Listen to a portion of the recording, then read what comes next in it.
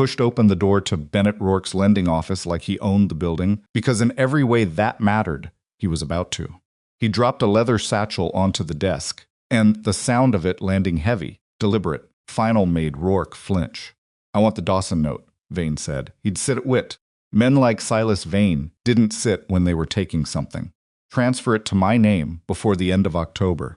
Whatever she owes, I'll cover it. And when she misses her December payment, and she will miss it, that land becomes mine." Rourke's hand moved to the satchel without him even deciding to reach for it. That was how Silas Vane worked. He didn't force people. He just made the choice for them before they realized it.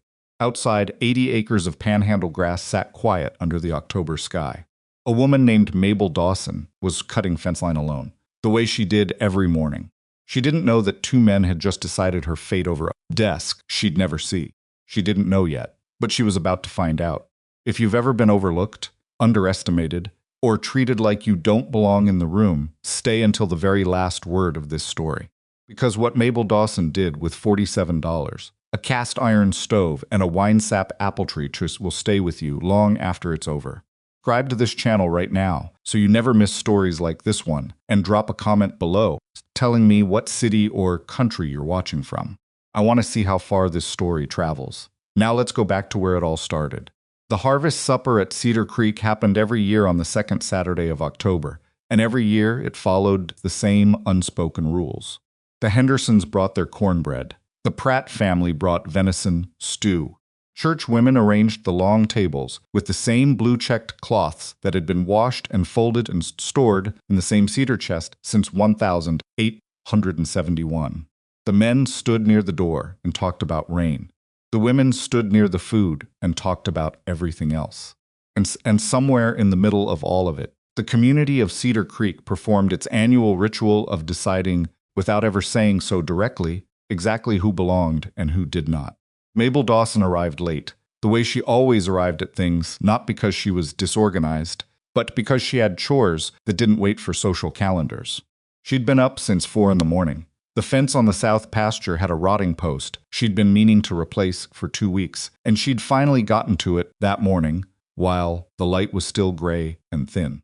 Then she'd come inside, changed out of her work clothes, washed her hands until the knuckles ached, and put on the faded beige dress that still fit across the shoulders, even if it pulled a little at the waist. She was 29 years old. She felt 60. She carried her pie in both hands.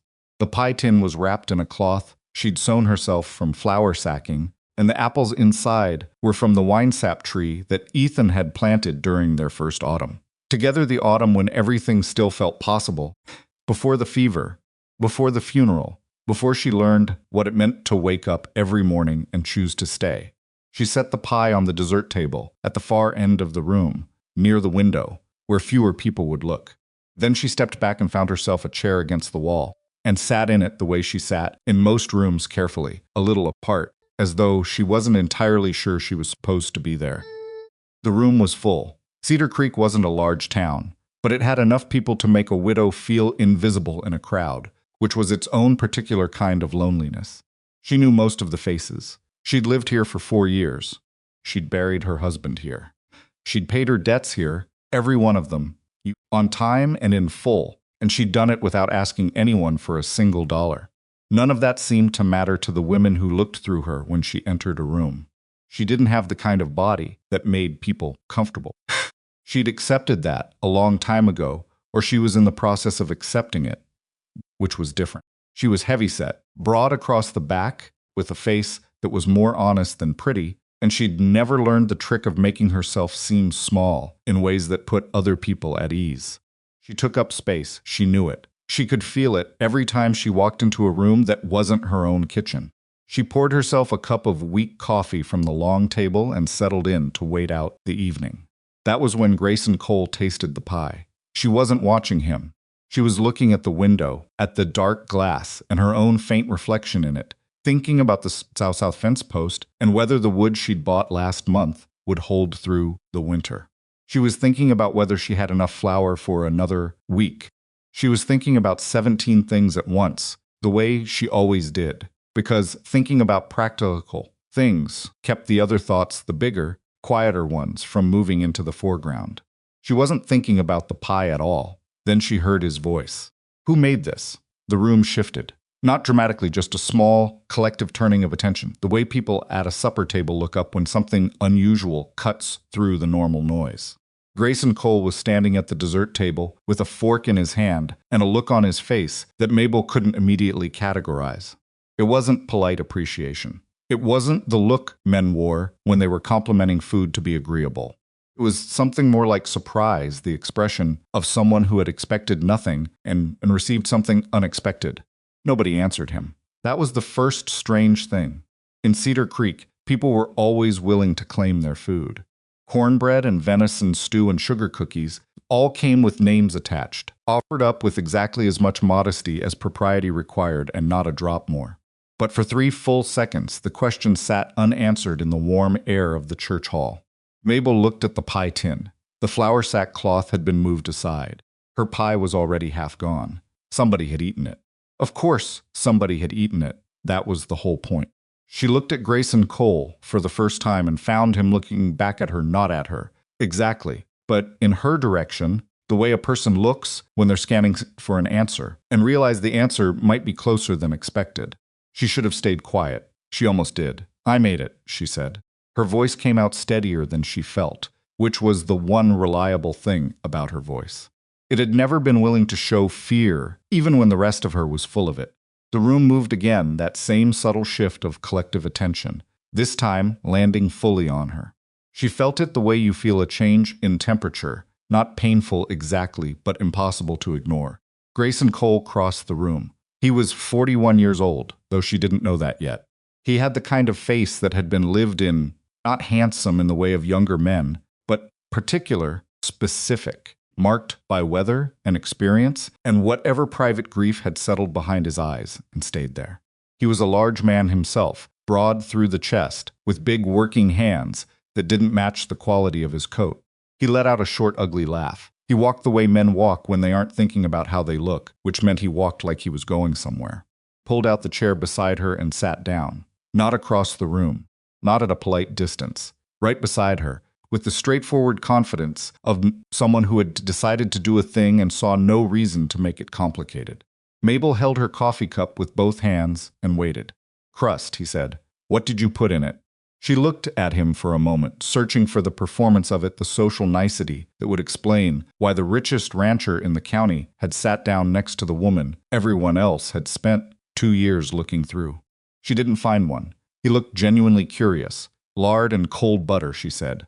Half and half. And I work it fast so the butter doesn't melt. He nodded, as though this answered something he'd been wondering for a long time. And the apples? Winesap, from my tree. That's not a common variety out here. My husband planted it our first year. He brought the grafted stock from Tennessee. She paused, and something shifted in her chest, that small familiar catching, the way her breath always caught when she spoke of Ethan in the past tense. He had ideas about what could grow out here. Grayson looked at her, not past her, not through her, at her. Did he turn out to be right? She glanced toward the dessert table, where the pie tin sat half empty among the other dishes. The tree's still growing. He almost smiled. It didn't quite make it all the way to a smile, but it got close. I'm Grayson Cole, he said, as though they were beginning a conversation that had already started. I know who you are, Mabel said. You bought the Harrington grazing lease in the spring. You pay attention. I pay attention to everything that happens within 5 miles of my property line. She said it plainly, without apology. A woman running a ranch alone can't afford to miss much. He was quiet for a moment after that. The room had settled back into its usual noise around them, conversations, the scrape of chairs, a child somewhere near the door who was getting too loud and hadn't been corrected yet. He let out a short, ugly laugh. Nobody was watching them directly anymore, but Mabel could feel the awareness of the proximity spreading through the room like a slow current, touching every conversation it reached. How many acres? Grayson asked. 80. Cattle? 23 head, down from 30. She set her coffee cup on her knee. Lost 7 in the August heat, 2 more at the end of September.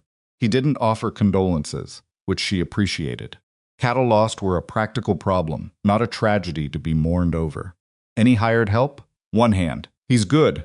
Stays. She thought of Denny Marsh, 32 years old, reliable as the sun, willing to work for less than she should have been paying him, and too proud to say so. She was going to have to figure something out about that before winter. It's enough for now, is it? She looked at him directly. I'm still here, aren't I? This time the almost smile finished. Fair enough, he said. They talked for another 20 minutes. Not the way people talked at harvest suppers, not the careful, surface-level talk that was mostly about being seen talking, but the way two people talked when they'd both spent a long time without anyone worth talking to. They talked about the cattle market, about whether the winter would come early, about the water table on the south side of the Panhandle and whether the creek would run dry by February if the rain didn't come. Nobody interrupted them. Nobody joined them. But Mabel noticed for the first time in 2 years that she wasn't thinking about the window or her own reflection in the glass. She wasn't tallying up the flour supply or the cost of wood. She was just talking to a man who appeared to be listening to what she actually said. It was a strange feeling. She didn't entirely trust it. But she wasn't willing to end it early, either. When the supper was winding down and people began gathering coats and children, Grayson stood and pushed in his chair. Mrs. Dawson, he said. The pie was exceptional. Thank you, Mr. Cole. He looked like he was going to say something else. Then he decided against it and simply nodded, the kind of nod that was a whole sentence by itself, and walked toward the door. Mabel sat where she was for another minute. Then she picked up her empty pie tin, wrapped it back in the flour sack cloth, and walked out into the cold Texas dark. The stars were hard and bright above the Panhandle, the way they only got in October when the air finally had some clarity to it. Her wagon was at the end of the lot where she'd left it. Denny had offered to drive her, but she told him to stay home. He'd been fighting a cold all week and she wasn't going to have him getting worse on her account. She climbed up herself, settled the pie tin behind the seat, and picked up the reins. She didn't think about Grayson Cole the whole way home, or she tried not to. The next morning, the south fence post cracked all the way through, and she had to replace it in the rain, alone, with mud up to her boot tops and her hands going numb in the November cold. She spent 3 hours at it. When she finally got back inside, her knees ached and her right shoulder had that grinding feeling it got when she'd been lifting too much without rest. She heated water on the stove and told herself since she didn't have time to think about apple pie conversations. She had $16 in the tin box under the floorboard. She needed 47. December was 5 weeks away. She lit the second lamp to save on her eyes and sat down at the table with her ledger. And for a long time, the only sound in the house was the scratch of the pencil and the wind coming down off the Panhandle plains, finding every gap in the walls it had always known were there. The morning after the harvest supper, Mabel woke before the sky had any color in it. She lay still for a moment in the dark, listening to the wind move against the house, and then she got up the way she always got up, without ceremony, without the small rituals of hesitation that she imagined other women allowed themselves. There was no point lying there thinking. Thinking in the dark before dawn only led to the kind of arithmetic that made her chest tight, and she had real arithmetic waiting for her at the kitchen table. She built the fire in the stove, put water on to heat, and sat down with her ledger while the kitchen was still cold enough that she could see her breath.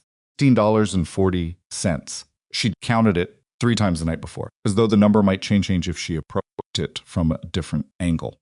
It didn't. It sat there on the page in her own handwriting, neat and final, and the number she needed, $47. Due December 1st, sat above it like a wall. She hadn't yet figured out how to climb. She was not panicking. She had made a decision, sometime in the 2 years since Ethan died. That panic was a luxury she couldn't afford. Panic took up the same hours as work, and work actually moved you forward. So she sat out with the ledger and thought about the problem the way she thought about a broken fence post or a sick calf as a thing to be solved, not suffered over. The cattle she had left weren't ready for market. She'd already sold everything that was ready. The winter garden was mostly done. She had eggs, but eggs were 4 cents a dozen in Cedar Creek, and the math on that was genuinely discouraging. She could take in mending, she'd done it before. The first winter after Ethan, but her hands were already cracked from fence work, and the idea of fine needlework made her right shoulder ache just thinking about it. She needed $31 in 5 weeks. She wrote it down. $31, 5 weeks. Then she closed the ledger, finished her coffee, and went out to feed the cattle. Denny Marsh was already at the barn when she got there, which meant his cold was better, which was one less thing to worry about. He was 32 and had the kind of lean, weathered look of a man who had spent every year of his adult life outdoors. He didn't talk much in the mornings, which suited Mabel fine. They worked through the feeding in companionable quiet, moving around each other with the easy economy of people who had learned each other's habits over time. It was Denny who said, while he was forking hay into the second stall, Cole's man came by yesterday afternoon. Mabel looked up from the water bucket. Which man?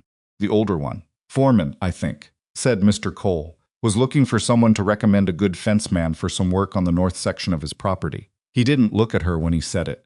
He kept working, methodical, as though it were a minor piece of information he'd nearly forgotten to mention. I said I might know someone. She set the bucket down. You're not a fence man. You're a ranch hand. I know what I am. He finally looked at her. He's paying $2 a day for 3 days' work. That's $6, Mabel. She was quiet for a moment. $6 was not $31, but $6 was $6. And the gap between 60 and 47 was not going to close by standing in a barn, feeling proud about it. When, she said. End of next week. She picked up the bucket again. Fine. I'll manage the feeding. Denny nodded and went back to the hay, and neither of them said anything else about it.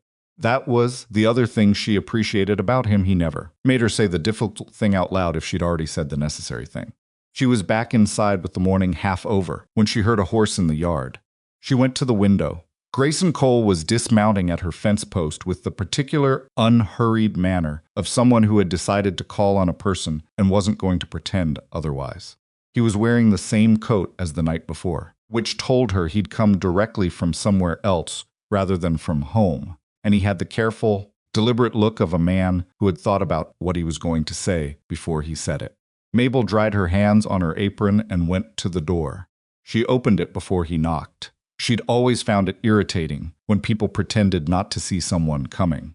Mr. Cole, she said. Mrs. Dawson. He stopped at the bottom of the porch steps and looked up at her without any of the social softening she'd been bracing for. I'd like to talk to you about your ranch, if you're willing. She studied him for a moment. About buying it? No. Then come in. She moved back from the door and led him into the kitchen, the only room in the house that was properly warm. Pulled out a chair at the table and then stood at the stove because she wasn't sure yet whether this was a sitting-down conversation or a standing-up one. He sat without being invited to again, which she noted without deciding how she felt about it. I had a conversation this morning, he said, with Bennett Rourke. The name landed in the room with a small, specific weight. Bennett Rourke ran the lending office on Main Street and held the note on her property. She had been very, very careful never to be late with him. I don't owe anything until December 1st, she said. Her voice was flat and steady and betrayed nothing, which took more effort than she would have admitted. I know. Grayson put both hands on the table, flat, the way a man does when he wants to show he's not holding anything. I wasn't asking about your loan, Mrs. Dawson. Rourke told me something I think you have a right to know. She turned fully away from the stove and looked at him. There's a man named Silas Vane, Grayson said. He came to Rourke's office 3 weeks ago. He's made an offer to purchase your note. The kitchen was very quiet. Outside, the wind had picked up. She could hear it moving along the roof, finding the loose shingle she'd been meaning to fix since August. He wants to buy my debt, she said. He doesn't own your debt, Grayson said. And the distinction in how it made the difference between the two things very clear. If Vane holds your note and you miss the December payment by even 1 day, he can move on the property immediately. He won't wait. He won't negotiate. That's the point. Mabel sat down. She didn't decide to. Her legs just took her down into the chair across from him, and she sat there with her hands in her lap and looked at the table for a moment while she let the information settle into its proper shape. She'd known in a general way that her land had value.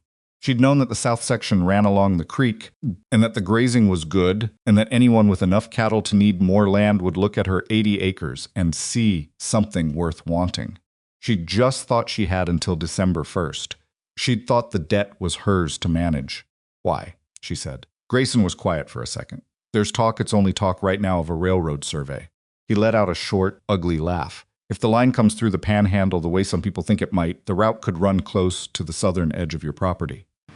She looked up at him. If that survey comes back the way Vane thinks it will, Grayson continued, your 80 acres becomes worth 3 or 4 times what it is today. Maybe more. He's been watching this property for a year and a half. A year and a half. She turned that over. A year and a half ago, she'd been 8 months into widowhood, still learning how to run a ranch alone, still waking up in the night reaching for a person who wasn't there. And somewhere in that same stretch of time, a man she'd never met had been calculating what her grief might cost her. What does Rourke get out of it? She said. A percentage of the transfer. And Vane's friendship, which is worth something to a man in Rourke's position. Grayson's voice was even, but she could hear something underneath it, a controlled anger, the kind that had been sitting with the information long enough to go cold. Rourke's also a distant relative of Vane's. That part he didn't tell me directly, but I know the family connection. Then Rourke's not going to refuse him, not on his own. She sat with that for a moment. What do you want from me, Mr. Cole, she said. Not accusatory, she genuinely wanted to know. Men didn't generally come to her kitchen to deliver bad news out of pure generosity. He didn't flinch from the question. Nothing, he said. I'm telling you because you have a right to know what's happening with your own property.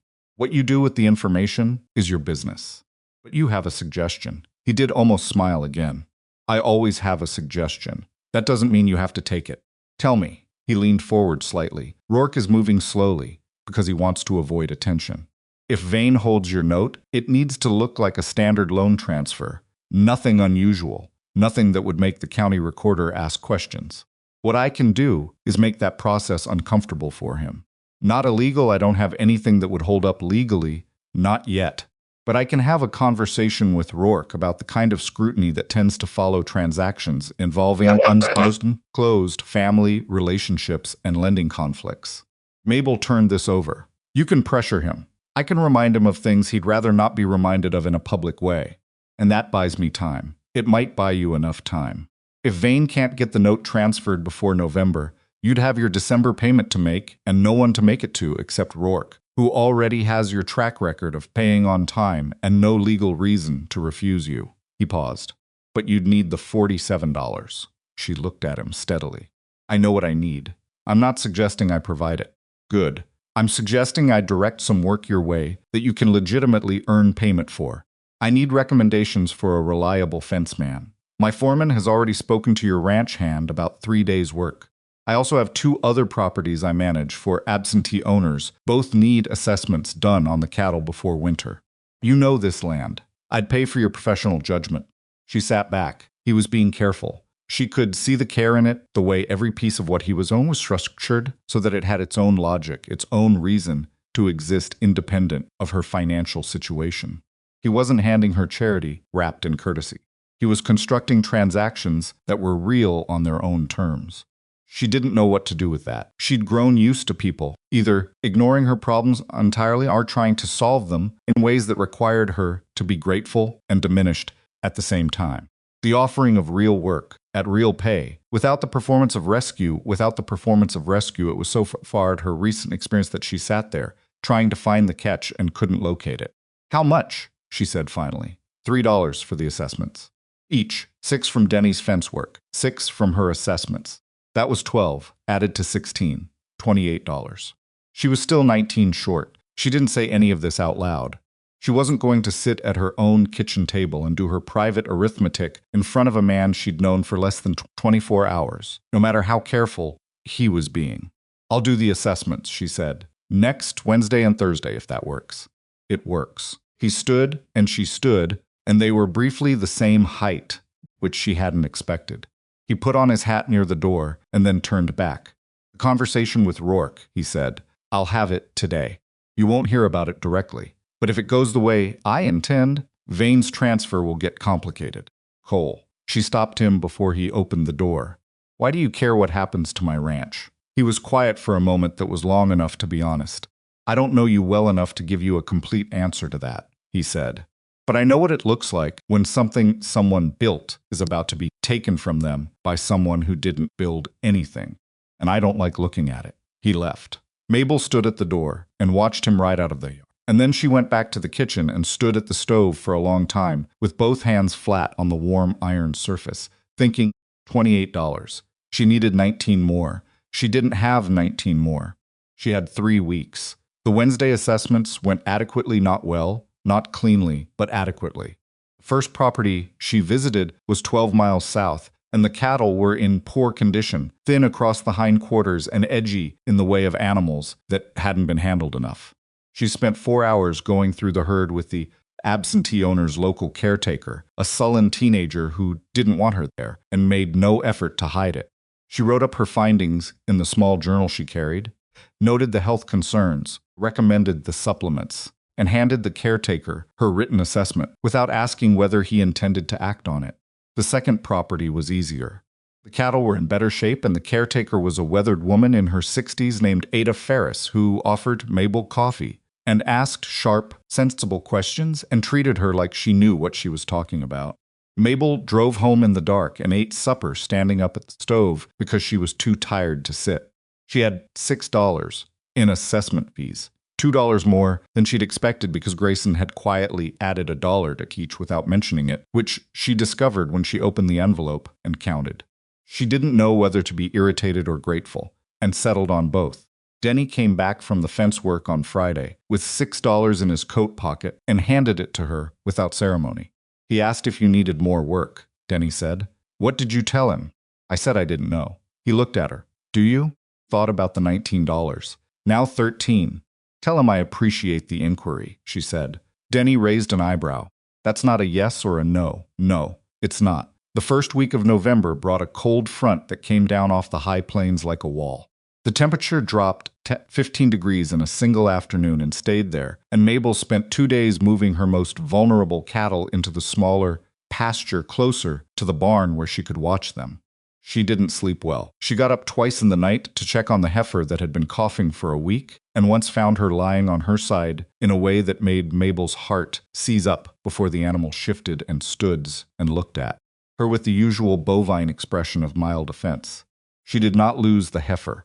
She did not lose anything that week, which cost her some proper sleep and 2 days of moving through the daylight hours in the dense, cottony exhaustion of someone who had pushed too far for too long. On the second Saturday of November, she was mending a section of interior fence, not the same post, a different one. There was always a different one, when she heard a rider coming down the track from the road. She knew it wasn't Denny because Denny was in town buying nails.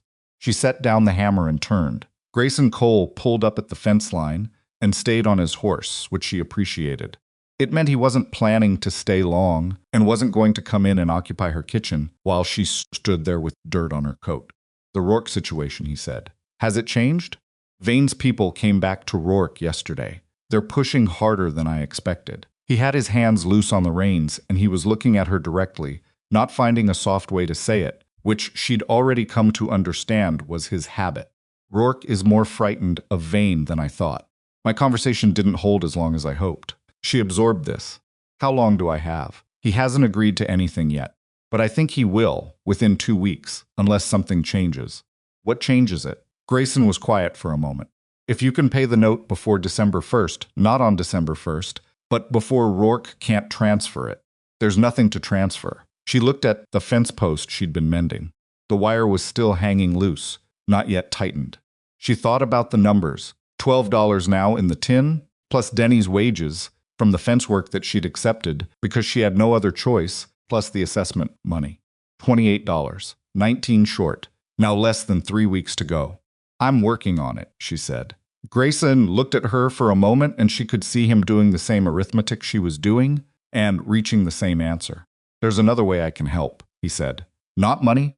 Then what? I know people who need things made. You make pies. She stared at him. You want me to bake my way out of a land dispute. I want you to consider whether there's a market you haven't tapped. He said it without any trace of condescension, which was the only reason she didn't end the conversation there. County Thanksgiving market is in 3 weeks. Reverend Mercer organizes the vendor slots. I know him. So do I, she said. He's never offered me a slot. He's never been asked. She turned this over. The market runs 2 days, Grayson continued. Apple pies move fast this time of year. If you could supply enough, how many is enough? He considered. 30 would make a difference. 50 would solve the problem. 50 pies. She thought about the Winesap tree, the remaining apples she'd stored in the cellar, the bags of flour in the pantry. She thought about the cast iron stove and the amount of wood she had, and the hours between now and the market. Apples might not hold, she said. How many do you have stored? Enough for 40, maybe, if I stretch them. And flour? I'd need more. I'll advance you the cost of supplies against your earnings, he said immediately. Not a gift, a business arrangement. You pay it back from the market proceeds. She looked at him. He looked back. She thought about what it would mean to accept this. She thought about the other option, which was watching Silas Vane's name appear on her loan documents sometime in the next 2 weeks, and understanding that she had run out of time. She thought about the deed to this property and Ethan's name on it, and the Winesap tree, and the south fence she had fixed, and the 23 cattle she had kept alive through a brutal August. What do you get out of this? She said. It was the same question she'd asked in the kitchen, and she asked it again now because she needed to understand the answer better. He was quiet for a beat longer than the first time. I've had things taken from me, he said, by people who were counting on me being tired enough not to fight. He looked out across her pasture for a moment, toward the tree line to the south. I know what that feels like. I don't want to watch it happen to someone else when I have the means to interfere. It wasn't a complete answer. She knew it wasn't, but it was an honest one. Send the flour, she said, 2 50-pound bags. And I'll talk to Mercer myself about the vendor slot. I don't need you to do that part. I didn't offer to. Good. He nodded, turned his horse, and rode back toward the road. Mabel picked up her hammer and drove the staple into the fence post with 3 hard, clean blows. The wire held. She moved on to the next section. She talked to Reverend Sursa that same afternoon, showing up at the church without an appointment because she'd decided that waiting until Sunday was 3 days she didn't have. Mercer was a thin, careful man in his late 50s with the permanent expression of someone who was always listening for something he hadn't heard yet. She told him what she wanted, a vendor slot, 2 days' pies, and watched him work through his various considerations behind his eyes. The market is quite full, Mrs. Dawson, he said. I know. I'm asking for space, not for anyone to move. It's not purely a space question. Reverend Mercer, she kept her voice level. I've been a resident of Cedar Creek for 4 years. I've attended this church. I've paid my taxes and my debts and kept my land operating without asking anything of anyone in this town. I'm asking for a vendor slot at a market. I'm not asking for a favor. I'm asking to be allowed to do commerce alongside my neighbors. He looked at her for a moment. I'll have a space ready by Tuesday, he said. She thanked him briefly and left before he could change his mind. The flour arrived Monday morning, 2 bags, delivered by one of Grayson's hands without commentary. She checked the weight, made note of it in the ledger advance, flour, 2 bags, to be repaid from market earnings, and set it in the pantry. Then November decided to complicate everything. On the second Tuesday, Denny came to her at the barn with a look on his face she hadn't seen before, a careful, apologetic look that made her stomach drop before he'd said anything. I got an offer, he said. She kept her hands moving on the harness she was inspecting. What kind? Steady winter work at the Alderman Ranch. Full wages, housing included. He wasn't looking at her directly. He was looking at the middle distance, the way people looked when they were telling you something they felt bad about. I held off as long as I could, Mabel. But the housing alone. You don't have to explain it, she said. I know you're Denny. She looked up. You've stayed longer than I deserved already. At wages I've never been comfortable with. Don't apologize for taking care of yourself. He looked like he wanted to argue with her and couldn't find the grounds to do it. When? She said. End of the week. She nodded once and went back to the harness. He was gone by Friday. She split her own wood that evening after the cattle were settled, in the cold dark behind the barn, with a lantern set on the fence post for light. She split enough for 3 days, and then came inside and sat at the table and added up the situation with the same flat honesty she applied to everything. Alone on the ranch, 3 weeks until December. No more assessment work. No incoming wages. 50 pies to make in 5 days if she was going to cover the shortfall, and she'd have to manage the ranch chores at the same time. She had $13. She needed 34 more. She opened her cellar and counted the apples. 43 viable ones. Maybe 45 if she was generous, about 2 that were starting to soften on one side. She started peeling at 6 in the morning the next day. She started peeling at 6 in the morning and didn't stop until the light failed. That first day, she got through 19 apples. Her right hand cramped twice the deep, seizing kind of cramp that started at the base of her thumb and shot up into her wrist, and she had to stop both times and press her palm flat against the warm iron of the stove until the muscle released. She made 4 pies that day, 4 out of 50. When she put them on the cooling shelf in the back room and looked at them sitting there in the dimness, she did a calculation that she immediately wished she hadn't done. At 4 pies a day, she would need 12.5 days. The market opened in 8. She went to bed at 10 and lay in the dark doing different arithmetic. She could work longer hours. She could start earlier 4 in the morning instead of 6. She could do the cattle before dawn and be back in the kitchen by 5:30. And if she worked until midnight, that was a longer day than any she'd had yet, but not by so much that it was impossible. 6 pies a day. Maybe 7 if the oven cooperated and she didn't lose time to anything going wrong. She closed her eyes and decided to treat it, the way she treated everything that seemed too large, one morning at a time. The second day she made 6. The third day she made 6.5. The last one went in at 11 at night, and she pulled it out at midnight and stood in the kitchen in her coat because she'd let the second stove go cold, holding the pie tin in her floured hands and looking at it in the lamplight. The crust had cracked slightly on one side. The apple smell was the strongest thing in the world right then. Filling the house, filling her lungs, and for a moment it was Ethan's smell too. October. Harvest, the first year when they'd picked the Winesap apples together for the first time, and he'd bitten directly into one and made a face at the tartness and then smiled anyway. She set the pie on the shelf and went to bed and didn't think about Ethan anymore that night, because if she started thinking about him at 12:30 in the morning when she was this tired, she would cry, and crying took time she didn't have. By the morning of the 4th day, she had a new problem.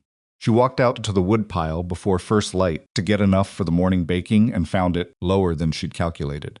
Not empty, not yet, but low enough that the numbers were wrong. She'd been running the cast iron stove at higher heat than usual because she was baking back to back, and the wood had burned faster than her normal winter rate. She stood in the dark panhandle cold, counting the remaining logs by feel and lamplight, and understood that she had enough for maybe 2 more days of hard baking. 2 days. She needed 5 more. She split what she had into smaller pieces to stretch it further, which was something her father had shown her when she was 8 years old, that the same amount of wood, split thinner, and stacked with more air between the pieces, could burn longer if you managed the heat carefully. Bought her time, but not enough. She knew it. She went back inside and mixed the dough for the morning's first batch and told herself she would figure out the wood situation after she'd gotten the pies in the oven. The wood situation did not improve by itself. She'd sent her only ranch hand away. She couldn't afford a delivery from town, not because she didn't have the $13, but because spending any of it on wood meant she'd come up shorter on the loan payment, and every dollar in that tin box was already spoken for, in a way that made her feel slightly sick when she thought about it. She could split more herself, but her wood pile was genuinely low, not just low on the split pieces, and the standing timber she had wasn't ready to cut the ash. At the back of the property was too green, would smoke more than burn. She thought about this while her first batch of pies was in the oven. She thought about it in the particular way. She thought about problems that didn't have clean solutions, turning it from different angles to see if a solution was hiding behind one of them. There wasn't one. By the 5th day, she had 22 pies on the shelf, and the wood situation had become critical. She was down to the last reasonable stack, enough for 1 more full day of baking if she was careful, maybe a day and a half if she was very careful and didn't let the temperature fluctuate, which was harder than it sounded when the outside air was dropping into the 20s at night. She'd been keeping the kitchen door closed and a blanket stuffed against the bottom of it to hold the heat, and still, the stove worked harder than she wanted it to. That night, the 3rd night, 2 in the morning, she woke up. She hadn't meant to sleep. She'd been sitting at the kitchen table waiting for the last pie of the evening to finish, watching the hands of the clock move, and she'd folded her arms on the table and put her head down for what she intended to be 10 minutes. She woke up at 2 a.m. with a start that felt like falling, her heart going fast. And the first thing she did was look at the stove. The heat was wrong, too low. The damper had settled and the wood was burning down faster than she'd set it. She was on her feet before she was fully awake. Checking the stove, checking the pie it had overbaked on one side, the crust gone darker than she wanted. Not ruined, but not right, and then she opened the firebox to add more wood and looked at what was left. 4 pieces, maybe 5 if she broke the largest one. She stood in her kitchen at 2 in the morning in her wool stockings and her work coat, that she'd pulled on over her nightgown, and she understood that the oven was going to go cold before morning, and there was nothing she could about it from inside this house. She pulled her boots on without bothering with the buttons and went out. Panhandle cold at 2 in the morning in November was a different creature from the cold of the afternoon. It had weight to it. It came off the flat, dark plains with nothing to stop it, and it pressed against her face and hands immediately, finding every gap in her coat. She could see her breath in the thin light from the lamp she'd carried out. She went to the woodpile, 4 logs left standing. She'd known it was low, but she'd been hoping she'd miscounted. She stood there in the dark and the cold and looked at her woodpile and felt, for the first time in this entire ordeal, something she could only call despair, not the dramatic kind, not the kind that came with tears or sounds, but the quiet, flattening kind that came from running completely out of moves. She'd worked 5 days straight. She'd woken up at 4 every morning. She'd peeled apples until her hands bled at the knuckles, and she'd made 22 pies, and she needed 28 more. And the oven was going to go cold in 2 hours, and she had no wood. She stood there, and then she heard it. An axe.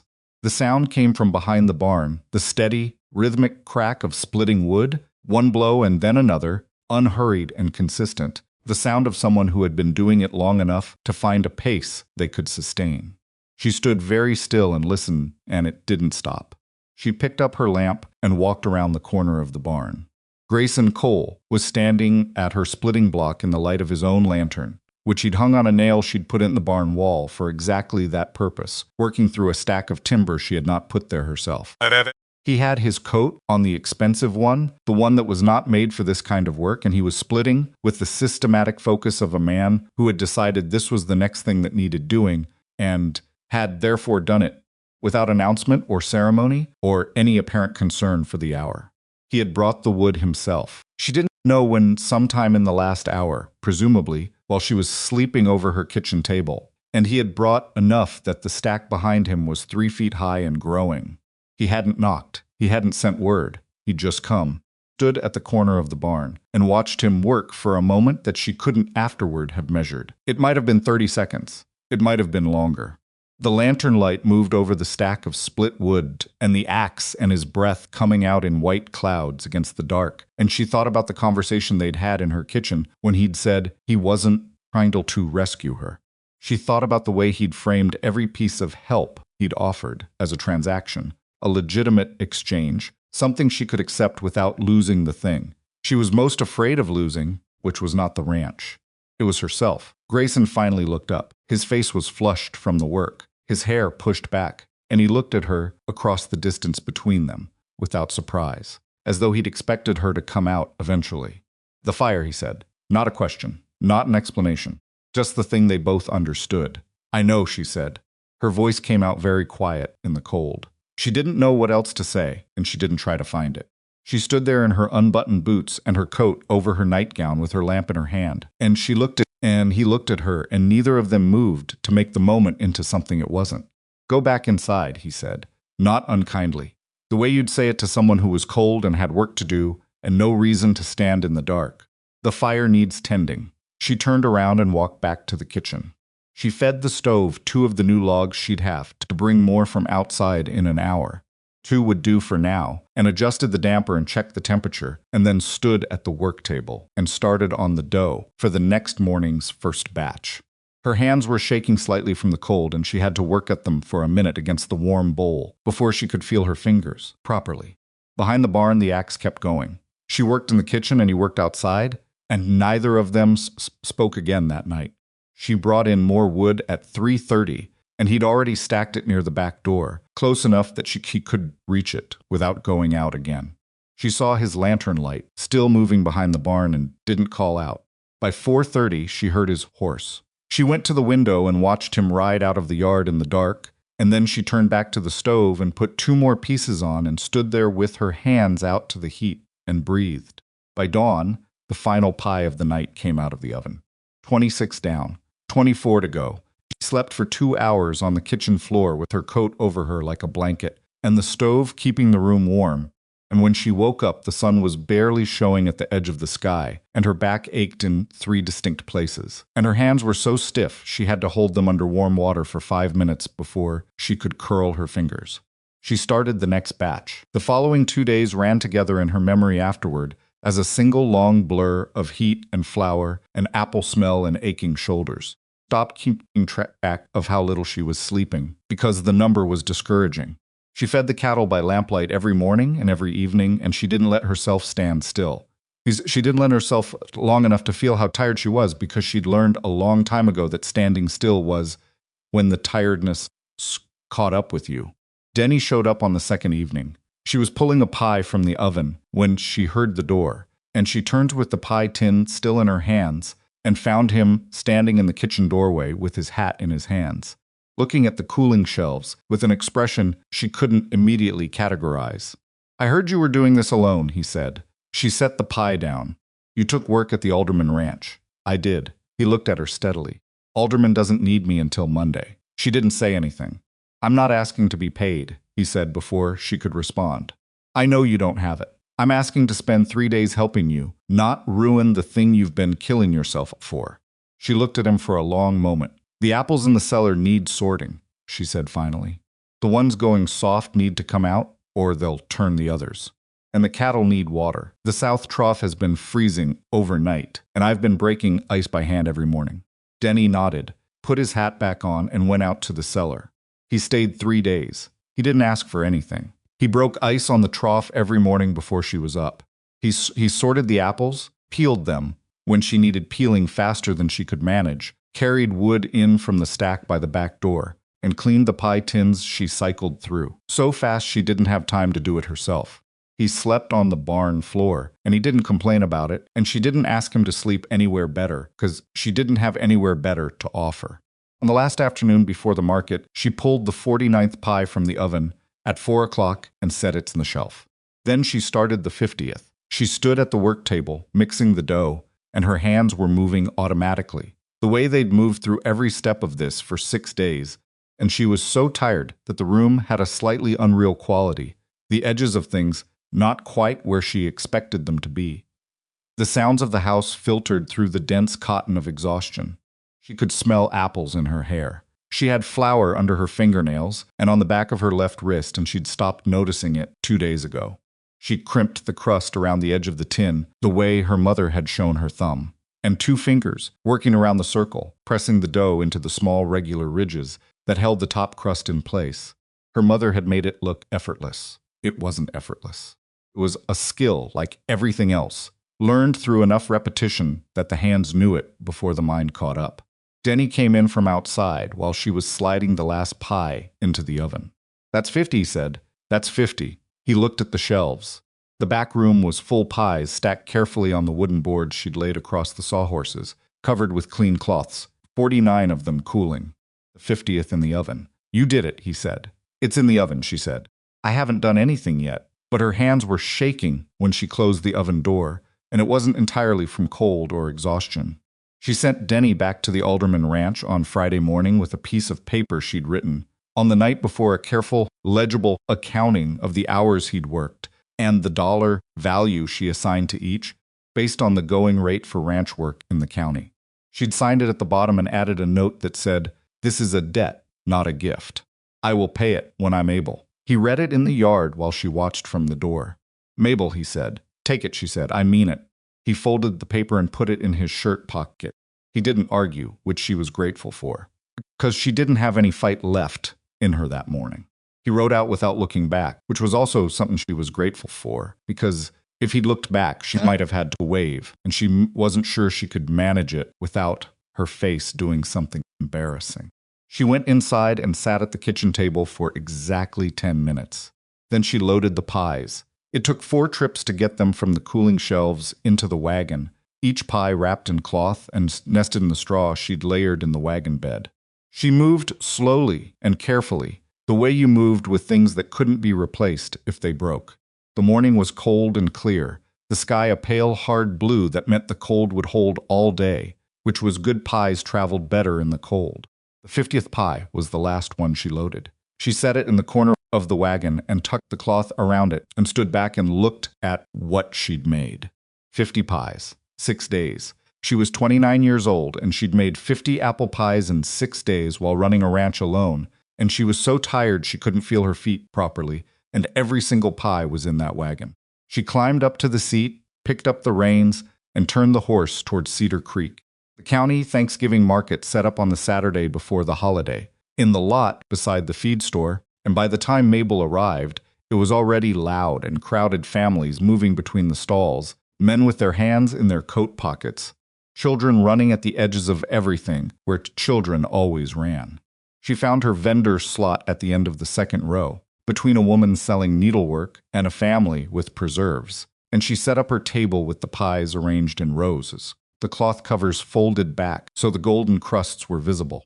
She had been at the market for 20 minutes when she sold the first 3 pies before she'd finished setting up Dawn's.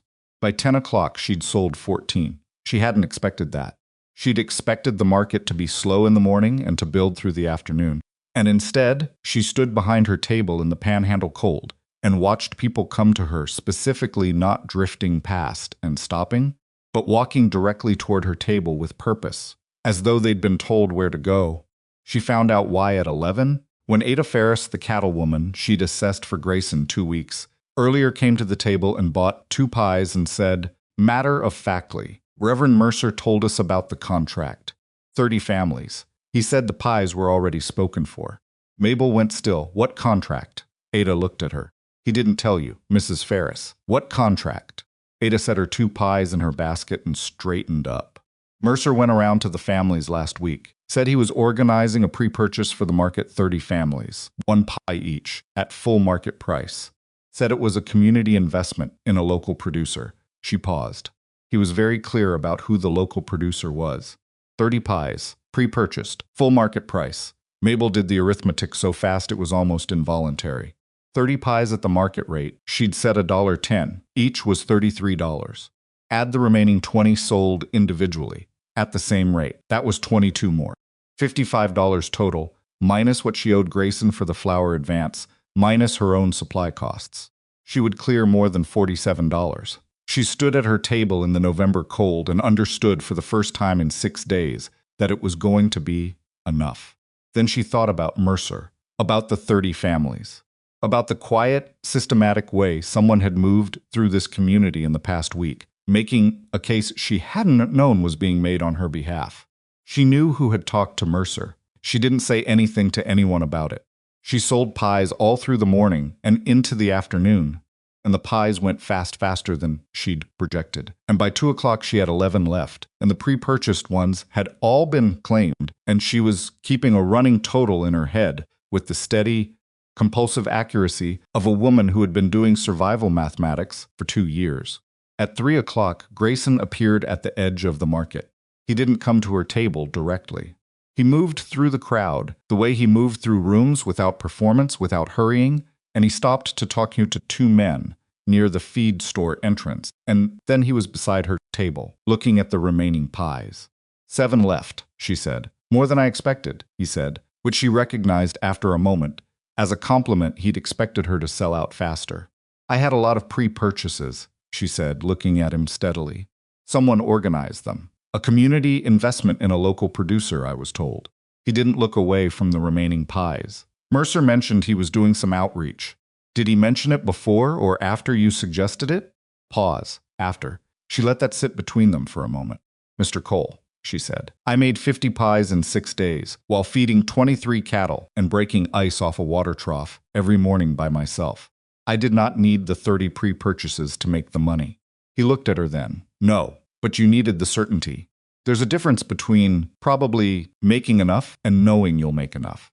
One of those lets you sleep. She opened her mouth and then closed it.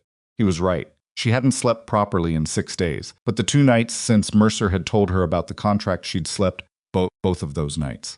Not well, not long, but without the particular grinding wakefulness of a person who doesn't know if what they're doing will be enough. He had given her the certainty, not the money, the certainty. He let out a short, ugly laugh. She looked at the remaining 7 pies on the table and thought about that distinction, and what it said about him that he'd understood the difference. and had chosen to provide the specific thing she actually needed rather than the obvious thing that would have been easier. The wood, she said.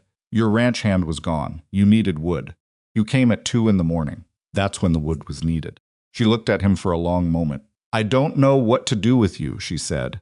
Not unkindly. Honestly. He looked back at her with the same steadiness he always had. You don't have to do anything with me, he said. Sell your pies, Mrs. Dawson. Pay your note. Keep your land. He bought one of the remaining 7 pies before he left, paid full market price. Wouldn't hear of anything less. Tucked the tin under his arm, and walked back through the market crowd without looking back. She sold the last 6 pies in the final hour. She drove home in the dark with an empty wagon and an envelope in her coat pocket that she'd counted 3 times before she left the market. $58.40. Enough to pay Grayson back for the flour advance, enough to cover her supply costs, and enough with what she had in the tin at home to walk into Bennett Rourke's office and place 47 silver dollars on his desk and watch him stamp the ledger and hand her the receipt. She sat in the wagon in the cold and drove the familiar road home and didn't let herself feel anything too large about it, tells it, because the money wasn't paid until it was paid, and the receipt wasn't in her hand until it was in her hand.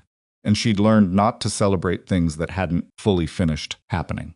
But she let herself think about the Winesap tree for a moment. Still standing, still producing, the roots going down into panhandle soil the way Ethan had always said they would, deeper every year, past the dry layer at the top, and down into the moisture underneath. He'd been right about what could grow out here. She'd spent 2 years trying to prove the same thing. She turned the horse into the yard and unhitched her in the dark, rubbing her down by lamplight. And when she finally went inside the house, it smelled of apples and wood smoke, and the particular ordinary smell of a place that was still hers, still standing, still exactly where she'd left it. She set the envelope on the table. She went to bed. For the first time in 6 days, she was asleep before she'd finished deciding to close her eyes. She slept 11 hours. She didn't mean to. She'd planned to be up by 5, the way she always was. Back to the cattle and the ice on the trough and the ordinary machinery of the ranch. But when she opened her eyes, the sun was already past the barn roof, and the angle of the light through the kitchen window told her it was almost mid-morning. She lay still for a moment, trying to remember what urgent thing she'd forgotten to do, and then she remembered there wasn't one. The pies were sold. The market was over. The cattle had water enough from yesterday, and she closed her eyes again for another 10 minutes just because she could. It was the first time she'd done that in 2 years. When she finally got up and put the water on and stood at the kitchen window in her wool stockings, waiting for it to heat, she looked at the envelope on the table. She'd left it exactly where she'd set it the night before, in the center of the table beside the lamp, and in the morning light it looked entirely ordinary. A plain brown envelope with money in it, unremarkable as a grocery list. $58.40. She picked it up and counted it again, because she was the kind of person who counted things again even when she already knew the answer, and the number was the same it had been the night before. She set it back down and drank her coffee standing up and thought about what happened next. What happened next was straightforward. She would repay Grayson the flour, advance 2 bags at the cost he'd paid, which he'd written on the delivery note she'd kept, and she would set aside $47 for Rourke's office. And she would take the remainder and put it in the tin under the floorboard against whatever November decided to throw at her before winter settled in. Properly. What happened next after that was less clear, and she didn't let herself think too far into it. She went out to the cattle. The temperature had dropped overnight, the panhandle kind of drop that happened without warning, the air going from cold to genuinely bitter between midnight and dawn, and the trough had a solid inch of ice on it that she broke with the sledge she kept hanging on the barn wall for exactly this purpose. The cattle watched her work with the patient, faintly accusatory expressions they always had when something had made them uncomfortable. She fed them, checked the heifer that had been coughing better. Finally, after 2 weeks of concern, and walked the fence line of the near pasture, because she hadn't done it properly since before the baking started, and she didn't like going more than 3 days without knowing the state of her fences. The fence was mostly fine, 1 staple loose on the south corner. She fixed it with the tools she carried in her coat pocket and kept walking. By the time she came back to the house, she'd made a decision.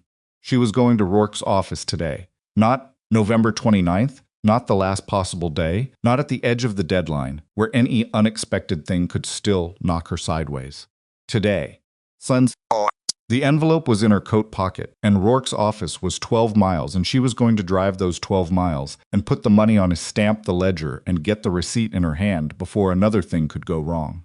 She changed into her good dress, the dark brown wool one, not the faded beige, because she had decided a long time ago that there were certain transactions you conducted in your best clothing, even if no one else would notice the difference, and she pinned her hair up properly, and put on her coat over all of it, and hitched the wagon. Before she left, she stopped at the cellar and counted the remaining apples from the Winesap tree. 11. She'd used 39 for the 50 pies, which was more efficient than she'd expected, mostly because she'd gotten very good at the peeling. Toward the end faster, less waste. The knife moving in a single spiral she'd done so many times in the past 6 days that her hands knew it without thinking. 11 apples left.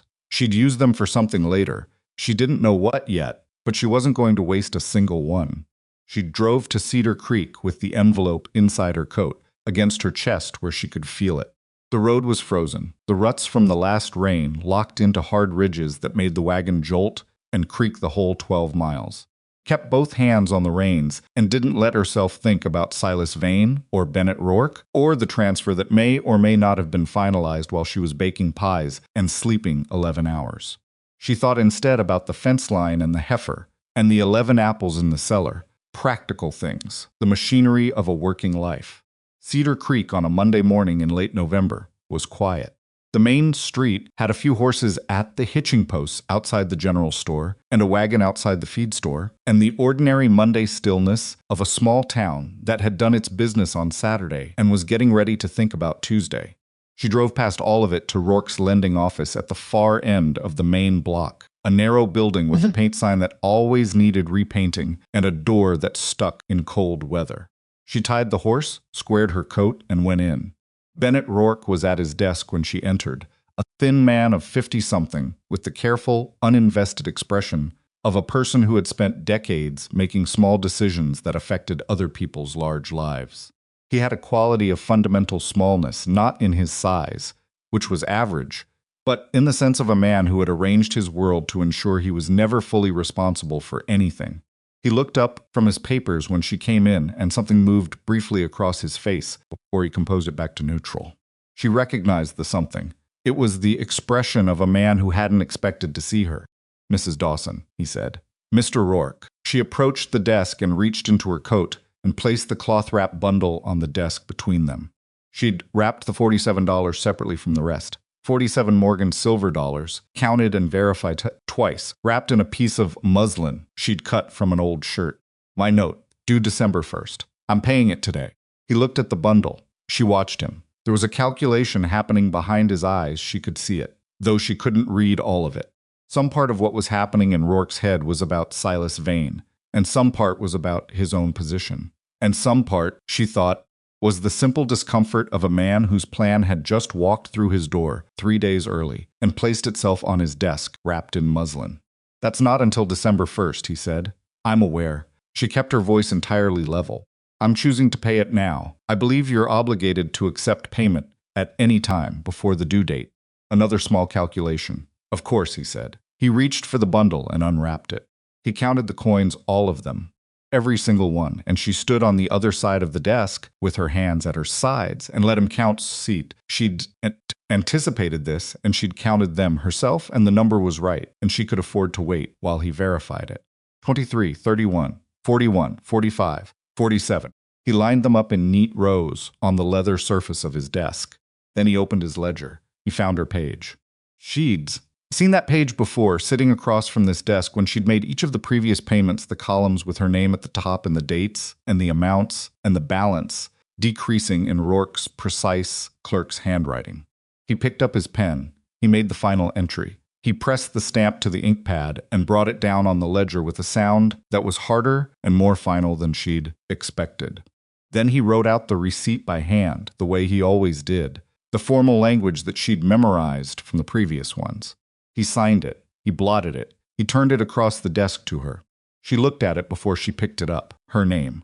The property description, 80 acres, legal parcel number, Dawson Creek section, Cedar Creek Township. The amount paid, the date, his signature, and at the top of the receipt, in the formal language that meant something real in a county recorder's office, paid in full. Note discharged. She picked it up. Your ranch is clear, Mrs. Dawson, Rourke said. The words came out with the practiced neutrality of a man delivering information he had no personal investment in, which she thought was probably the most accurate thing he'd ever said to her.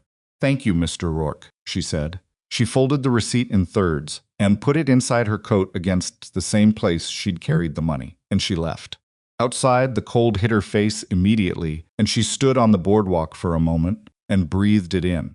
The main street was the same as when she'd arrived the horses, the wagon outside the feed store, the ordinary Monday stillness.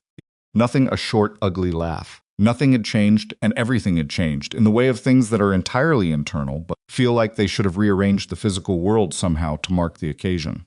She'd owned this land before. It had been hers in the way that a thing you're still paying for is yours to work, yours to worry about, yours to lose if the numbers came out wrong. Now it was hers the other way, the way a tree is yours after you've watched it grow for 4 years. The way a fence line is yours after you've fixed every post on it at least once. She stood on the boardwalk and held her coat closed against the wind and thought about Ethan, because it was impossible not to think about him right now. He'd signed the original note in this same office, sitting in the same chair she'd just been sitting in the spring of 1879. He'd come back to their rented room that evening with the papers and spread them on the table and traced the property lines with his finger and said, in the voice he used when he was trying not to sound too excited, 80 acres, Mabel. It's enough to start with. They'd had 3 years. The tree had produced its first real harvest in the 2nd year. He hadn't made it to the 3rd. She stood there long enough that a woman coming out of the general store across the street gave her a concerned look. She nodded at the woman and walked back to her wagon and climbed up and turned the horse for home. She was 2 miles out of town when she heard hoofbeats behind her. She didn't turn immediately. Horses came and went on this road. It meant nothing, but the hoofbeats slowed when they reached her, which meant whoever it was had matched their pace to hers deliberately, which meant it was someone who wanted to talk. She turned. Grayson Cole pulled up alongside the wagon with the easy competence of a man who had been riding since before he could properly remember learning. He looked at her face and apparently found what he was looking for, because the slight tension around his eyes eased. Rourke's office, he said. It was not a question. Paid in full. She said it the same way she'd said everything to him plain, without performance. But she watched his face when she said it, and she saw what happened there, a genuine, uncomplicated relief, the kind that couldn't be constructed. Good, she said. They rode together in silence, for a 1/4 mile his horse keeping easy pace with her wagon. The road ran straight through the flat panhandle landscape, the dry grass on either side going pale and stiff with the cold. The sky above them, the hard, bright blue it had been all morning. Vane came to see me, Grayson said. She looked at him. When? Friday evening, after the market. She thought about what that meant, Vane going to Grayson the same day she'd sold her last pie, 2 days before her note was due. What did he want? To know if I was intending to purchase your property. She felt something go still in her chest. What did you tell him? That your property wasn't for sale. He glanced at her, then back at the road. He seemed to think that was a decision you'd made for me. Did he? He's not a man who distinguishes easily between what he's decided and what's true. Grayson's voice was even, but there was something underneath it, not anger exactly, more like the controlled version of it, the kind a man carried when he'd been dealing with a particular type of person for long enough to have run out of patience for their methods. He told me the railroad survey results would be back by spring. He seemed to think knowing that would change my position. Mabel thought about that, about the railroad and what it would mean, not for Vane's plans anymore, but for her own. The survey came back the way Vane had been counting on. Her 80 acres would be worth 3 or 4 times what she'd paid for them. That was not a small thing. That was a life changed in a direction that moved away from the constant arithmetic of survival. Did he threaten you? She said. He tried to. Grayson said it without emphasis, the way you'd describe weather. He's not very good at threatening people directly. He prefers the version where he describes a situation and lets you understand the threat yourself. What was the situation he described? That men who interfere in other people's legitimate business dealings sometimes find their own business dealings become complicated. He paused. He used the word complicated. Took a moment to make sure I'd understood what he meant. She turned this over. Are your business dealings complicated? Everything's complicated. If someone with money and time decides it should be, he said it without apparent concern. I'm not frightened of Silas Vane, Mrs. Dawson. I've dealt with men like him before. They depend on the people around them being more afraid than they are. What happens when the people around them aren't? Then they recalculate. He looked at her. Usually they find another target. Someone who won't fight back. She thought about who else in Cedar Creek might become the next Mabel Dawson in Vane's calculations, and the thought was not a comfortable one. He'll be back, she said. Yes. What stops him from finding another way at the property? If the survey comes back the way he thinks, you'll own the land free and clear, Grayson said. He can offer to buy it. He can make you an offer you'd be a fool to refuse, and if you're not a fool, which you're not, you'll refuse it anyway, and he'll have no legal mechanism to force anything. He paused. He's dangerous when he can work through debt. He's significantly less dangerous when the deed is clean. The receipt in her coat, paid in full, note discharged. So it's over, she said, not entirely believing it. The immediate part is over. He said it carefully, which she appreciated. He wasn't going to tell her. The world had fixed itself because one thing had gone right. Vane won't disappear, but his leverage is gone. They rode in silence for another half-mile. She was thinking about what he'd said about Vane coming to see him, about the word complicated, about the particular kind of man who used other people's debts as tools and then described himself as conducting legitimate business. She was thinking about Rourke's expression when she'd walked in, that brief flash of something before he'd composed himself. And she understood now that he'd been expecting a different visit. He'd been expecting Vane's paperwork, not Mabel Dawson, with 47 silver dollars in a muslin cloth. I owe you for the flower, she said. I know. There's no urgency. There is for me. She had $4 in her coat pocket beyond what she'd used for Rourke. It wasn't enough for the full flower advance, but it was a start, and she was going to say so. I have $4 today, the rest by February. He looked at her for a moment. February is fine. I'm not asking for fine. I'm telling you the schedule. Something in his expression shifted, not quite a smile, but adjacent to one. February, he said. She nodded. That was settled. They were nearly at her turn-off when he spoke again. I'll be riding the east section of the Harrington lease tomorrow, he said. The fence there needs the same assessment you did on the South Cattle property. I could use a second opinion on the terrain. He said it carefully, in the same construction he always used when offering her something, making the transaction legitimate before he made the offer. So there was a real reason for it that had nothing to do with whatever else might be happening. She looked at the road ahead for a moment. What time? She said. 8. I'll be there. He turned off at the crossroads, and she continued toward home. And she didn't examine too carefully why she'd agreed without more deliberation, because she suspected she knew the answer and wasn't ready to say it out loud yet. East section of the Harrington lease was 8 miles north of her property, and she rode there the next morning on the brown mare she used for riding, rather than the wagon horse. And she arrived at 8 o'clock to find Grayson already there, walking the fence line with the slow, thorough attention of a man who took the physical facts of land seriously. He looked up when she came over the rise and raised a hand, not a wave, exactly. More the acknowledgement of someone arriving where they were expected. They worked the fence line for 2 hours, moving apart and coming back together, comparing what they each found. It was the kind of work that she had done alone. For 2 years, the methodical, unhurried inspection of wire and post, and staple and soil, and doing it with another person who knew what they were looking for, felt strange, and then gradually not strange at all. He found a section of wire that had been improperly tensioned and was carrying stress in the wrong place, a problem that wouldn't show itself until the wire snapped under a hard winter frost. She found a post that looked solid but moved when she pushed it, the base rotted underground where no one had looked. Neither of them pointed these things out as discoveries. They pointed them out as facts, the way two people who knew the same language spoke to each other. When they stopped for the noon hour, Grayson had brought coffee in a tin canteen, and they sat on the tailgate of his wagon and drank it, and looked at the flat, gray-brown landscape that stretched north toward the edge of the visible world. How long have you been running the Harrington lease? She said. 3 years. Tom Harrington's in Austin. He came out once. Didn't like the wind, hasn't been back. Grayson looked at the distant tree line. I manage it because I know the land and he pays a fair fee, and the cattle don't know who owns them. Do you own any land yourself? Beyond the Cole property? 2 sections west of here. Another section I bought from a man who left in '79 when the drought hit. He drank his coffee. I had a plan when I came out here, to build something larger than what I'd started with. I've been doing it slowly. Where did you start? He was quiet for a moment that told her the question had touched something real.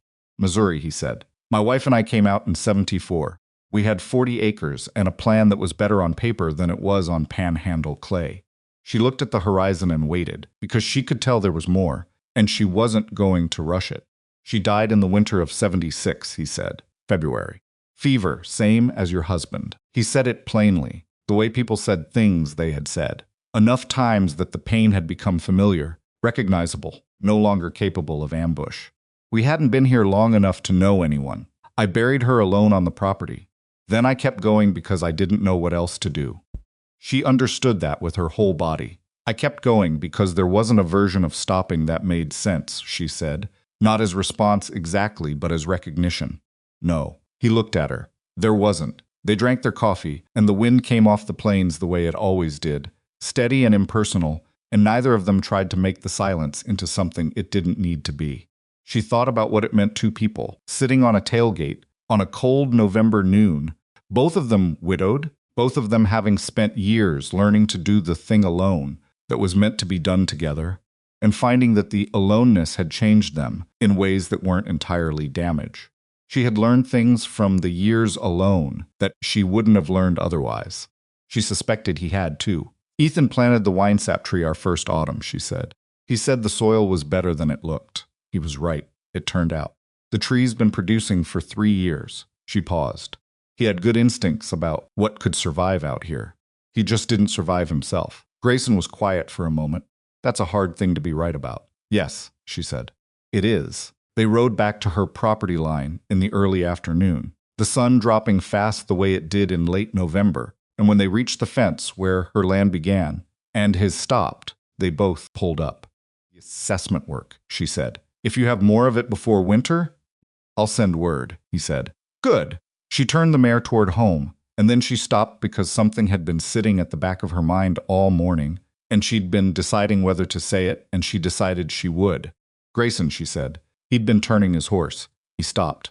She looked at him across the fence line, across the boundary between his land and hers, across whatever the last 2 months had been the harvest supper, and the kitchen, conversation, and the wood at 2 a.m, and the coffee on the tailgate.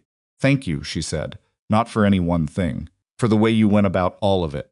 He held her gaze for a moment. You did the work, he said. You made it possible to do it without losing something I couldn't replace. She said it carefully. Because she meant it carefully, this was not gratitude for charity. It was something more specific than that. He nodded once, the way he nodded when something had been said that was complete and didn't need addition. She rode home.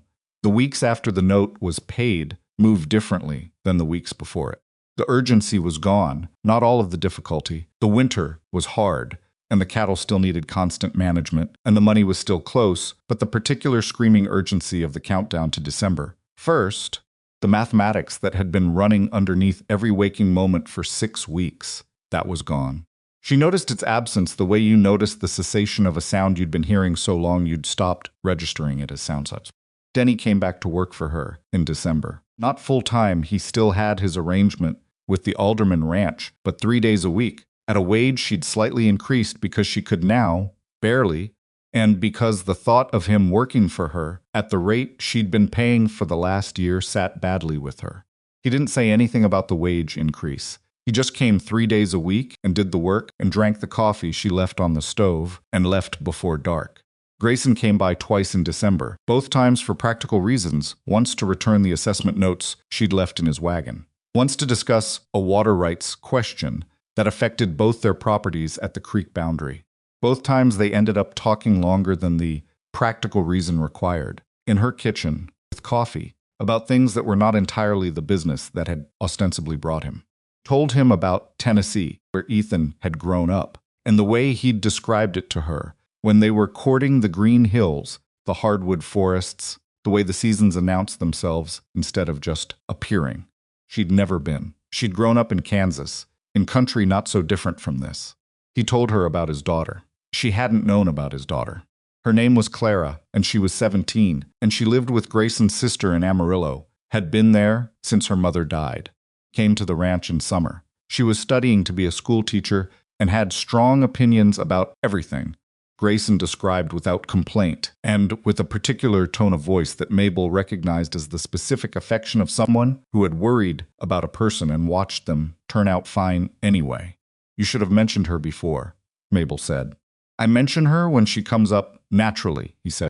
I don't lead with her because it tends to make conversations into something other than what they are. She understood that too. January came cold and serious, the real panhandle winter setting in with no more negotiation. The creek froze solid enough to walk on. She lost one calf to the cold, not from any failure. On her part, the calf had been weak from birth and she'd known since November that it was unlikely to make spring. But knowing something in advance didn't make the finding of it any less grim. She wrapped it in canvas and put it behind the barn and didn't let herself feel too much about it until she was finished with everything else that day, and then she sat at the kitchen table and felt it briefly and then moved on. Grayson came in the last week of January. This time it wasn't for a practical reason. He said so directly when he arrived. I don't have a business reason for being here today, which she appreciated because it removed the need for either of them to construct one. They sat in the kitchen and drank coffee and talked for 3 hours. About nothing important and about everything. She told him about the calf. He told her about a dispute with his neighbor over a fence line that had been quietly wrong for 12 years and had recently become loudly wrong. She told him about a letter from her mother in Kansas asking when she was going to stop that stubborn business out in Texas and come home. He told her he'd had a similar conversation with his sister about Clara. What did you tell your sister? Mabel asked. That Clara would make her own decisions about where she wanted to be, and my job was to make sure she had enough stability behind her that she could make them freely. He looked at his coffee cup. I'm not sure my sister found that satisfying. No, Mabel said. I don't imagine she did. The afternoon light came in at a low angle through the kitchen window, the winter light that was more shadow than brightness, and it lay across the table between them, and neither of them moved to light the lamp yet. What did you tell your mother? He said. Mabel thought about the letter, which she'd read 4 times and answered twice, and wasn't satisfied with either answer. I told her the ranch was doing well and I intended to stay. She paused. I told her Ethan would have stayed. Is that the reason? He said, not challenging, genuinely asking. She thought about it honestly, the way she tried to think about everything. It was the reason, she said. It's becoming something else too. Something I don't have the exact words for yet. He didn't push for the words. Nodded. That was in January. In February, she paid him back the rest of the flour advance. She brought it to his property herself, riding the brown mare the 8 miles north, and she handed him the exact amount in an envelope she'd written the total on in her own handwriting. He took it without making a transaction of it, just put it in his coat pocket and said, "Coffee?" And she said yes, and they sat at his kitchen table the way she'd sat at hers, and the difference between his kitchen and hers was not as large as she'd expected. His was tidier. In some ways he had no flour dust on the surfaces, no cooling shelves, no apple smell embedded in the wood, but it had the same quality of a place that was used seriously, by someone who took the practical dimensions of life at least as seriously as the decorative ones. His kitchen had Clara's drawings on one wall, pencil sketches of horses, done at various levels of skill across what she estimated was a span of several years. The early ones were charmingly wrong in the particular way of a child learning proportion. The most recent one was genuinely good. She has a talent, Mabel said. She doesn't believe so. He looked at the drawings from across the kitchen with the expression of a man who had said this more than once and would go on saying it. She thinks being a school teacher is the practical choice and everything else is indulgence. Maybe she'll find 2 aren't incompatible. Maybe. He poured the coffee. She sounds like someone else I know in that. Mabel looked at him. He was looking at the coffee cup with the slight expression of a man who had said more than he'd quite intended. Someone else, she said. Someone who works harder than necessary to prove she doesn't need what she needs, he said, without looking up. The kitchen was very quiet for a moment. That's an observation, she said, not a question. I know. So, What are you asking? He did look up then, and there was the directness she'd come to expect from him, the same quality that had made him sit beside her at the harvest supper when everyone else was looking through her. He didn't manage his expressions for the benefit of the room. He looked at her, the way he looked at a fence line completely, without editing. "I'm not asking anything today," he said. "I'm telling you that you've been my most important conversation for the last 4 months, and I'd like to keep having it, in whatever form makes sense to you."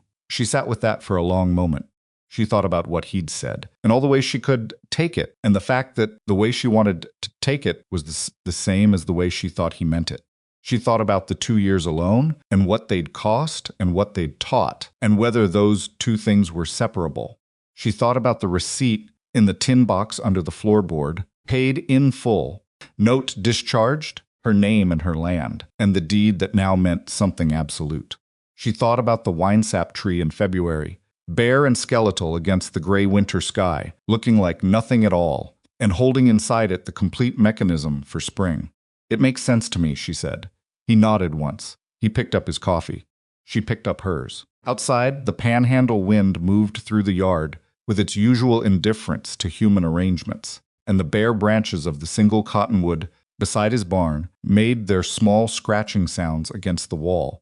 And neither of them said anything else for a few minutes, because the conversation had arrived somewhere real, and there was nothing immediately necessary to add to it. She rode home in the late afternoon, the sun going orange and flat along the edge of the plains, and the cold was the same cold it had been all winter. But it felt different inside it. She felt different inside it, as though she'd put something down that she hadn't realized she'd been carrying. Not grief. She would carry that. She understood by now the same way the Winesap tree carried the shape of every previous winter in its rings. But something adjacent to grief, the long, effortful performance of not needing anything beyond what she could provide herself, the insistence on needlessness that had kept her together and alone in equal measure. She was not a woman who made decisions quickly. She had never been. She thought about things until they were clear, and then she acted, and between the thinking and the acting was a space she didn't apologize for and didn't hurry through. But something had shifted.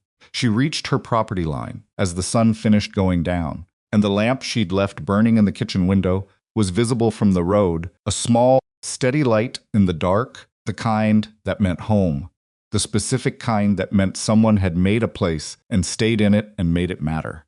She put the mare up, filled the trough, checked the cattle, and went inside.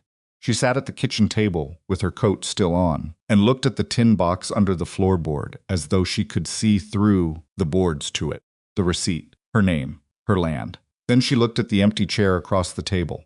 She thought about it for a long time. She didn't decide anything that night, but she left the lamp on a little longer than usual before she went to bed, and that was something too. March came in like it always did in the Panhandle, not gently, not with any of the soft suggestions of spring that people in other places describe, but sideways, with wind and a last hard freeze that came down the first week and killed the early shoots on the south side of the kitchen garden that Mabel had been too optimistic about planting. She stood at the garden edge in the gray morning and looked at the blackened stems and felt the particular frustration of a person who knew better and had done the thing anyway, hoping. Then she went and got the spade and turned the dead plants under and told herself she'd replant in 2 weeks when the ground could be trusted. This was the thing about the Panhandle that people who hadn't lived here didn't understand. It didn't reward optimism. It rewarded stubbornness, the particular kind of stubbornness that absorbed the setback and went back to the task without making a story of the suffering. Mabel had been learning that lesson for 4 years, and she still occasionally planted too early and paid for it with seedlings and a cold morning with a spade. She was turning the last row under when she heard the horse.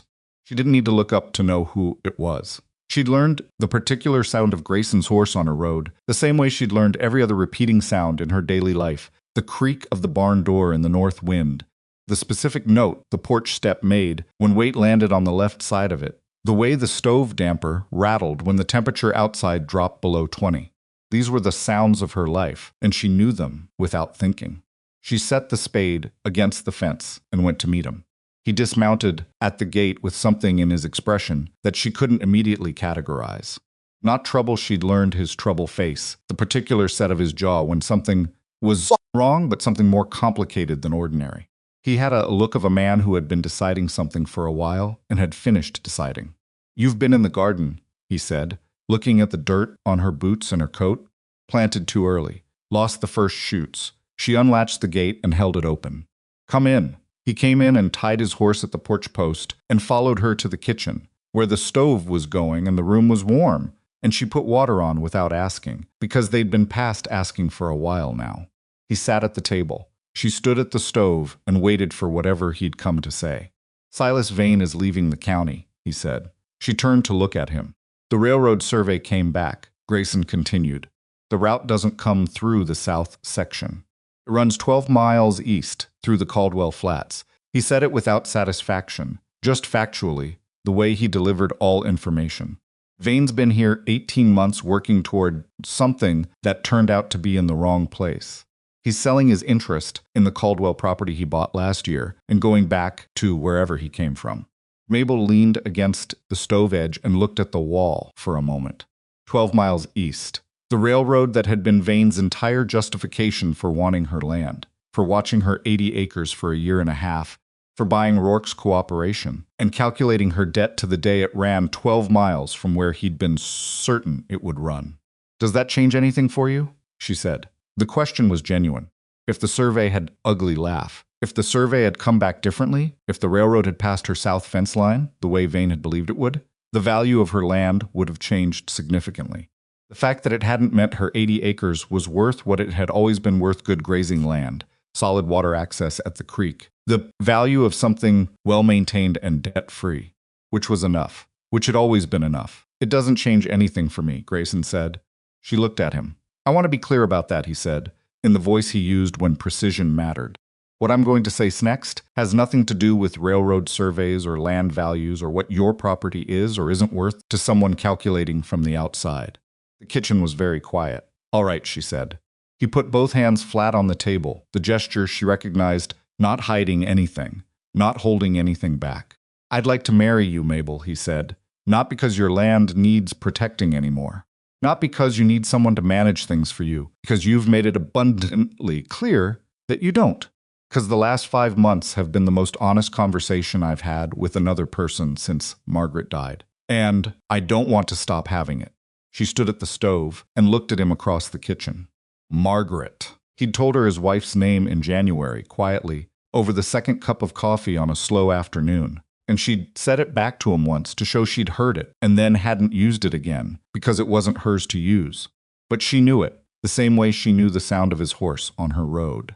"What would it look like?" she said. He blinked. She'd surprised him, which was not easy to do. "What do you mean?" "I mean, practically." She moved away from the stove and sat down across from him, because this was a sitting-down conversation, even if she hadn't planned it that way. "This ranch stays mine. The deed stays in my name. Keep managing it the way I've been managing it." "Yes," he said, without hesitation. "I wouldn't have it any other way. Your property is yours. I'm not asking you to fold it into mine or hand it over or any variation of that. And the cattle decisions. Yours. If I think you're wrong about something, then you tell me and we argue about it like reasonable adults, and one of us changes their mind, or we disagree and do it our separate ways." He said it as though this were obvious, which she supposed it should be, and in her experience, too often wasn't. She sat with it. She thought about what she'd said in part 4, that she'd left the lamp on longer, and that was something. This was the something that came after that. She'd known, in the way of knowing things, before you're willing to say them, that this conversation was coming. She'd been thinking about it since February. She'd been thinking about it in the early mornings when she was doing the feeding, and her mind was free to work on things she had assigned it, the way minds did when the body was occupied with familiar tasks. She'd thought about Ethan. She thought about him most mornings, not with the raw grief of the first year, not even with the softer grief of the second, but with the steadier and more complicated feeling of missing a person who was genuinely gone, irretrievably, and learning to hold that truth alongside a future that kept insisting on existing anyway. She thought a short, ugly laugh. She thought Ethan would have liked Grayson. Not immediately. Ethan had been suspicious of capable men until he'd had time to determine whether their capability had made them arrogant, and arrogance was the thing he had the least patience for. But given time, given the kind of conversations she and Grayson had been having, she thought Ethan would have decided he was all right. She thought he would have said something carefully neutral that was actually a compliment the way he always did. She also thought that all of this was entirely separate from what Ethan would have wanted or not wanted. 29 years old. She was going to be 30 in October. She had a ranch and a tree and a deed with her name on it, and she had, in the last 5 months, discovered that the person sitting across this kitchen table from her was someone she did not want to stop talking to. That was enough of a reason. She decided some time ago that she was entitled to enough reasons, that she didn't need an overwhelming avalanche of certainty before she was allowed to make a choice. "I'm not in a hurry," she said. "I want to say that first." "All right, and I want Clara to come out here before anything is decided formally. I want to meet her. I want to know she's not going to find this irregular." Something in his face went warm, which happened rarely and was therefore notable. "Clara will think you're exactly the kind of woman she's been trying to be," he said. "You can't know that. I know Clara," she almost smiled. "Tell her she's welcome at Easter." He looked at her for a long moment. "Is that a yes?" She met his gaze across the kitchen table, in the warm, ordinary light of a March morning, with dirt from her garden on her coat and dead seedlings turned under outside, and the water starting to heat on the stove. "It's a yes," she said, "with conditions. I've come to expect conditions from you," he said, and this time the almost smile finished all the way. Clara arrived at Easter on the Friday coach from Amarillo, and Mabel was at the Cedar Creek station to meet her because Grayson was dealing with a fence emergency on the Harrington lease and had sent word that morning asking if Mabel could collect her. She'd said yes before she'd decided how she felt about it, which was either courage or impracticality. She wasn't sure which. She recognized Clara from 20 feet by the set of her jaw, which was the quality of a person who had made a decision and was going to see it through. She was 17, taller than Mabel had expected, with dark eyes that assessed everything in a room before she'd finished walking into it. She spotted Mabel at the same moment Mabel spotted her. They looked at each other for a moment, the two of them, sizing each other up in the straightforward way of people who were too tired to pretend they weren't doing it.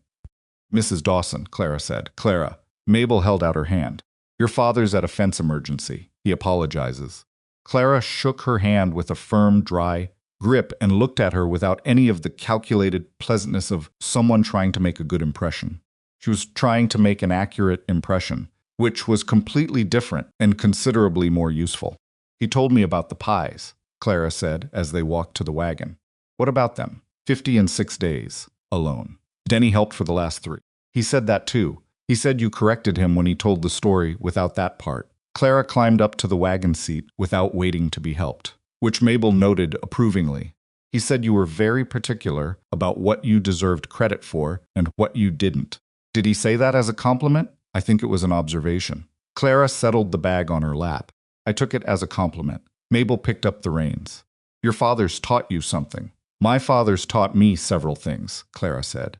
"Most of them useful, a few of them aggravating." Mabel felt something loosen in her chest that she hadn't known was tight.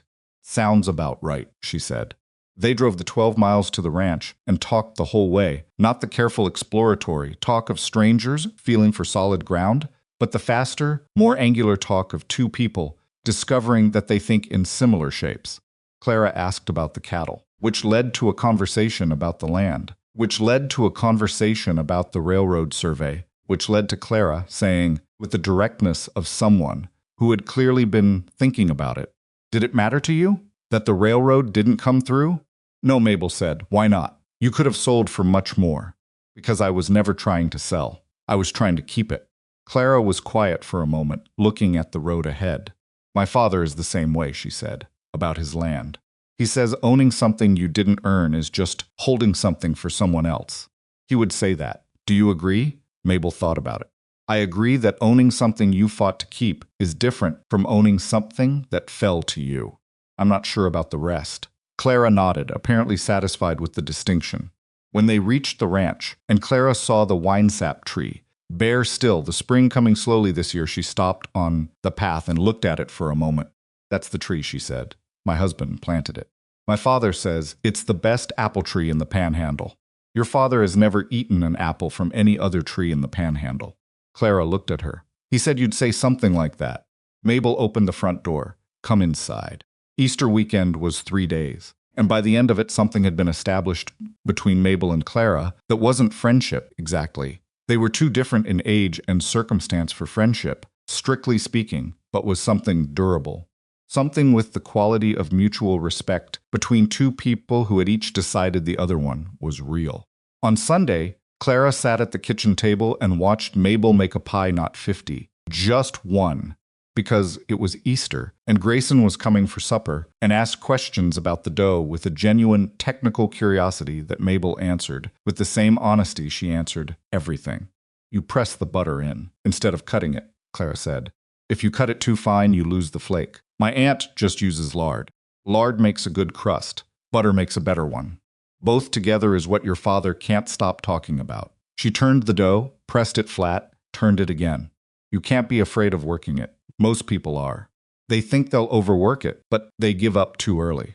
Clara watched her hands. It looks like you know when to stop. After you've done it enough times, you feel it. The dough tells you.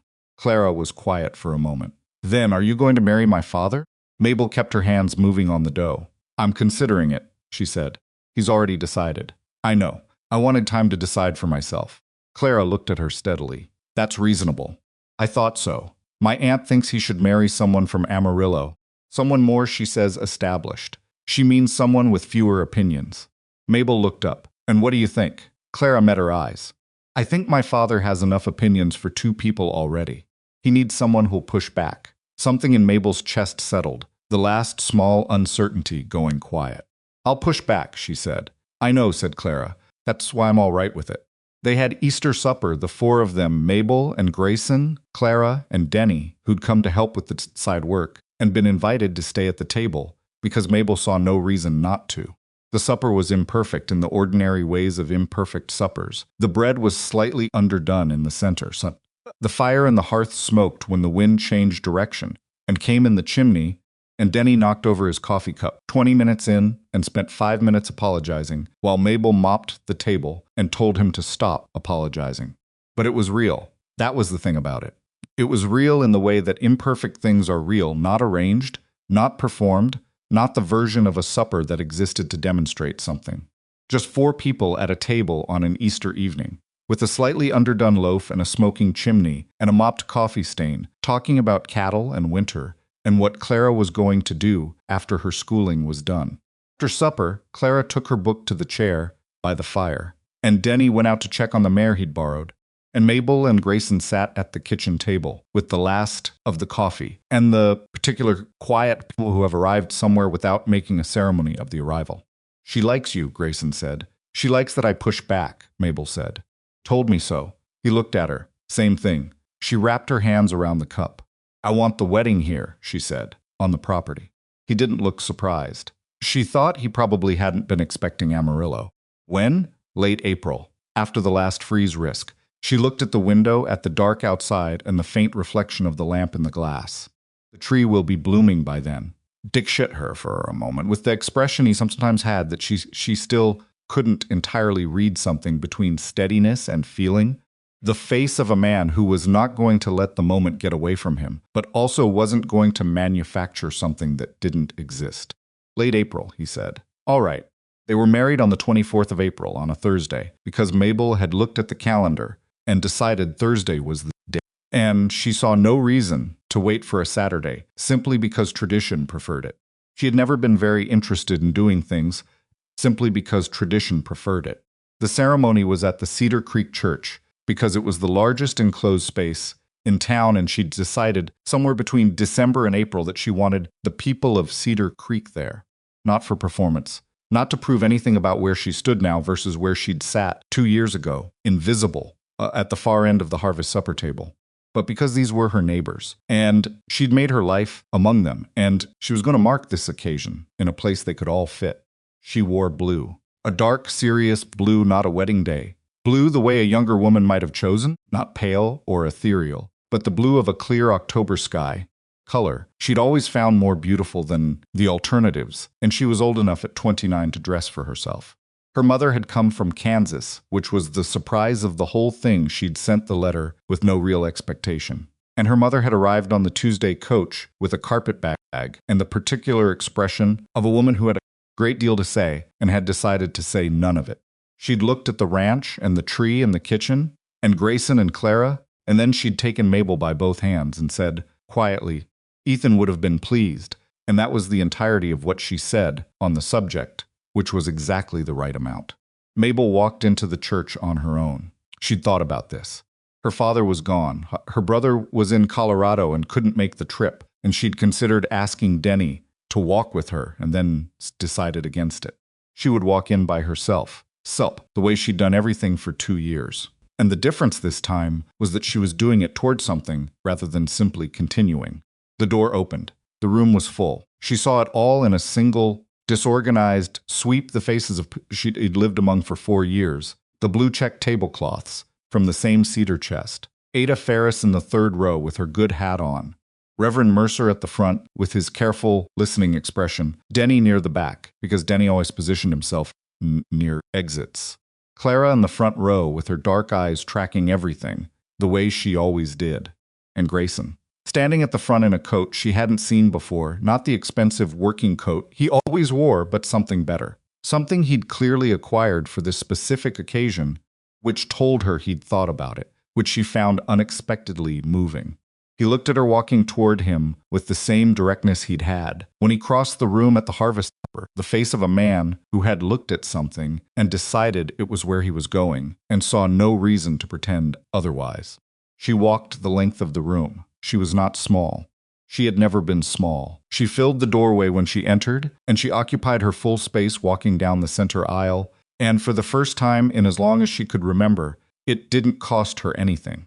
The room wasn't something to navigate carefully or make herself less in. It was just a room full of people, watching her walk toward the man she was going to marry.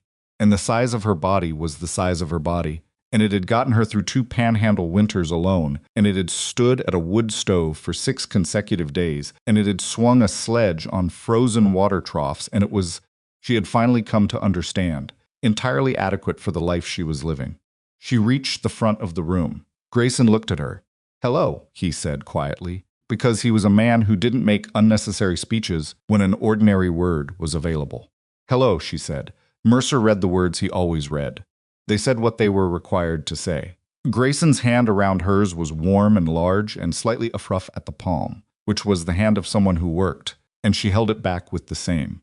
When it was done, when the room exhaled and rearranged itself into something celebratory, Clara appeared at Mabel's elbow before anyone else could reach them.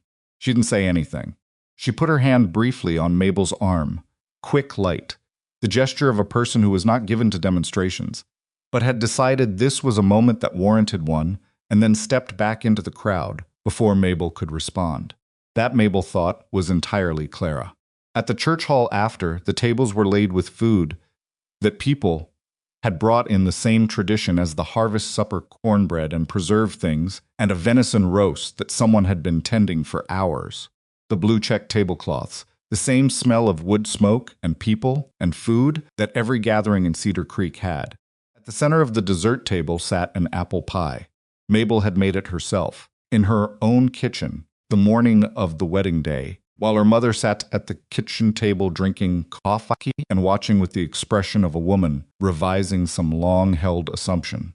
She'd made it from the last of the cellar, apples the 11 she'd counted after the market, kept carefully through the winter, and the 2 more that had turned out fine despite softening because she'd been willing to work around the bad spots. Winesap apples, Ethan's tree. The crust was the same as it had always been, lard and cold butter, half and half, worked fast. It sat on the table in the center of the other dishes, and she hadn't pointed it out to anyone. It was just there, the way things that were real were just there.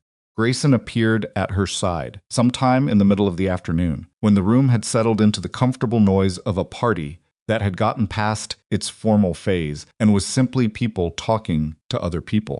He had a plate in his hand and the slightly dazed expression of a man who had shaken many hands and was mildly tired of it. She watched him move toward the dessert table. She watched him stop. She watched him pick up a fork. He tasted the pie. She saw the moment it registered the same small, genuine surprise that had been on his face at the harvest supper, the expression that had made her speak up across a room full of people who had been looking through her. He turned and looked across the hall until he found her. "Who made this apple pie?" he said. The hall didn't go entirely quiet. It was too full and too loud for that, but the people nearest to them heard it, and then the people near those people, and a ripple of attention moved outward from the center of the room in the way it had moved at the harvest supper. Except this time, nobody held their breath. Several people laughed before Mabel had said a word. She crossed the room to where he was standing. "I did," she said. He nodded, and the almost smile that she'd spent 6 months watching finish itself finally did, completely and without reservation. "Best apple pie I've ever tasted," he said. "I know," she said. The laughter that came then was the full room kind, the kind that meant everyone understood and the store underneath the joke, and was glad to be present for it. Ada Ferris was laughing. Denny was laughing from his position near the exit. Clara, who had heard the story and understood exactly what she was witnessing, shook her head once and allowed herself a small, private smile that she immediately contained. Mabel stood in the center of the hall, in her dark blue dress, and listened to the room laugh and thought about the October evening, when she'd sat against the wall, watching everyone else, and counting the hours until she could leave. 2 years between those two moments, 2 winters alone. 50 pies and a firewood stack and a receipt in a tin box and a conversation on a tailgate in the November cold and a tree blooming in April in the Panhandle yard. Thought about what people said about women, like her heavyset, widowed, plain dressed, past the age when anyone expected much from them. She'd heard it all, not spoken directly, but in the particular silence of a room that rearranged itself around you, instead of including you in the way people's eyes moved past rather than landing. She'd heard it in her own head, too, on the bad mornings, the ones when she'd stood at the kitchen window before dawn, and wondered whether the life she was building was large enough to justify the effort of building it. It turned out that question had been the wrong one. The right question wasn't whether the life was large enough. The right question was whether it was hers, whether she'd built it with her own hands and her own decisions, whether she'd stayed when staying was hard and fought when fighting was necessary, and asked for help in the specific ways that didn't require her to become less of herself in the asking. She had done all of that. The size of her body had nothing to do with any of it. She understood this now not as an idea but as a fact, the way she understood fence line measurements and cattle weights empirically through evidence, through watching the results of her own work accumulate into something real. And here was the thing nobody told you about being underestimated. It required people's limited vision to operate. The moment you stopped arranging your life to stay within the frame of what other people expected to see, you were already outside it. You'd always been outside it. The frame was theirs, not yours. She had never been the problem. She'd spent 2 years being treated as though she was, and she'd done the work anyway, and the work had produced a result that nobody had expected because nobody had been paying the right kind of attention. Silas Vane was in Abilene, or somewhere further east by now, having recalculated his position, the way Grayson had said men like him did when they discovered that the person they were targeting was not sufficiently afraid. Bennett Rourke was in his lending office 12 miles away, stamping other people's ledgers, diminished by what had happened in no way that the county recorder would notice, but it's in some way that Mabel felt certain he noticed himself every time he thought about the month of November. The neighbors who had looked through her were looking at her now, some with genuine warmth that had developed slowly and honestly, some with the slightly uncomfortable recalibration of people who knew they'd been wrong and were trying to do better, and some who simply looked at her now, the way you looked at a person who had proven they were going to stay. All of those were fine. She didn't need anyone's guilt. She didn't need their revision of themselves. She needed only what she'd always needed to be allowed to occupy her own life on her own terms, to do the work and keep the land and pay the debts and have the conversations that were worth having and eat supper at her own table. Everything else had arranged itself around that in time. In the late afternoon, when the party was winding down and people were gathering coats and children, Mabel went outside.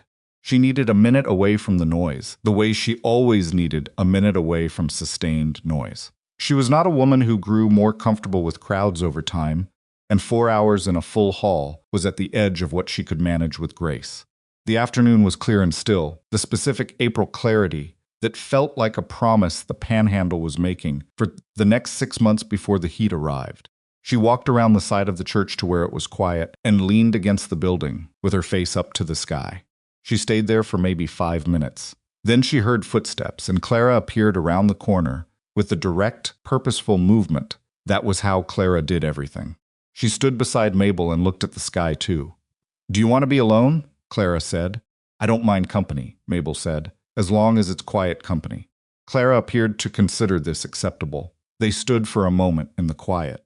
"My mother liked quiet too," Clara said. "My father told me.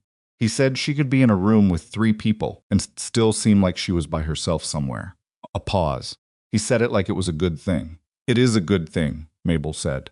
"It means you know how to be inside your own head without frightening yourself." Clara looked at her. "Are you frightened? Today?" The question was so direct that it required a direct answer. "A little," Mabel said. "Not of your father, of the size of it, of having made a decision that changes things." "Decisions that change things are the only kind worth making," Clara said.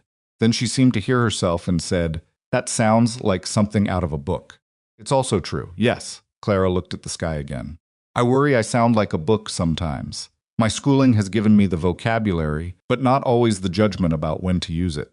This girl's 17 years old, in her good coat, with her father's jaw and her mother's apparent interiority, and some third quality that was purely and entirely her own." "You'll learn," Mabel said.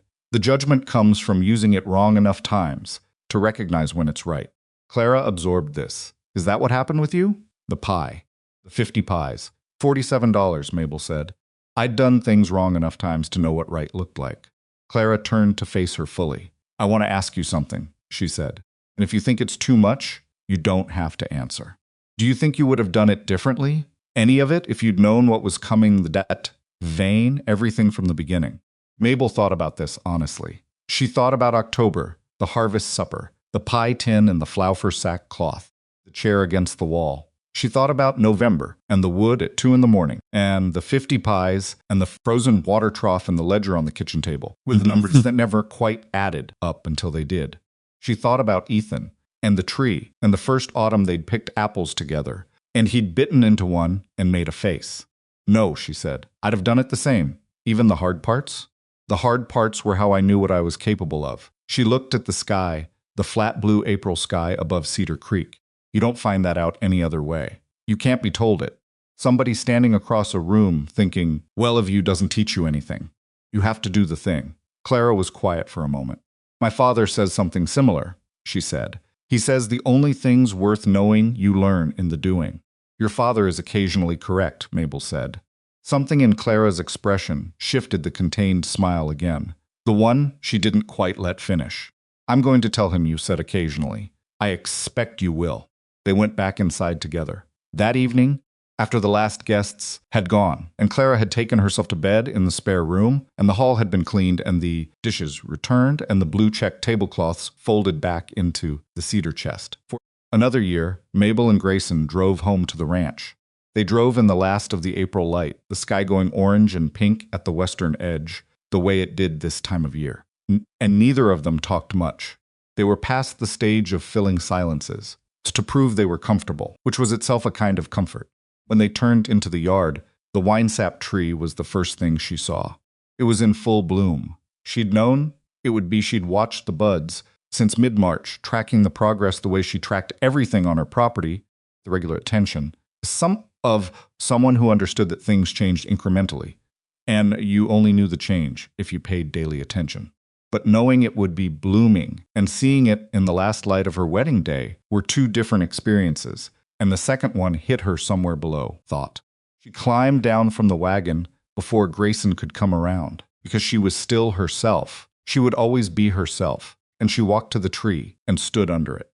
The blossoms were white and pink, the small crowded clusters of them covering every branch, and the smell of them in the evening air was the particular smell that meant spring was real. That the winter had been survived, that the ground that had been frozen and impossible for 4 months had remembered how to grow things again. Ethan had planted this tree. She had kept it alive. Both things were true, and neither one diminished the other. Grayson came and stood beside her, under the blooming branches, without touching her. Just standing there, present, the way he'd stood beside the woodpile at 2 in the morning, without announcing himself. Just there when the thing was needed. Every year, she said, I forget how it looks, and then it blooms and I have to learn it again. He looked up at the branches. Good thing it keeps coming back. Yes, she said.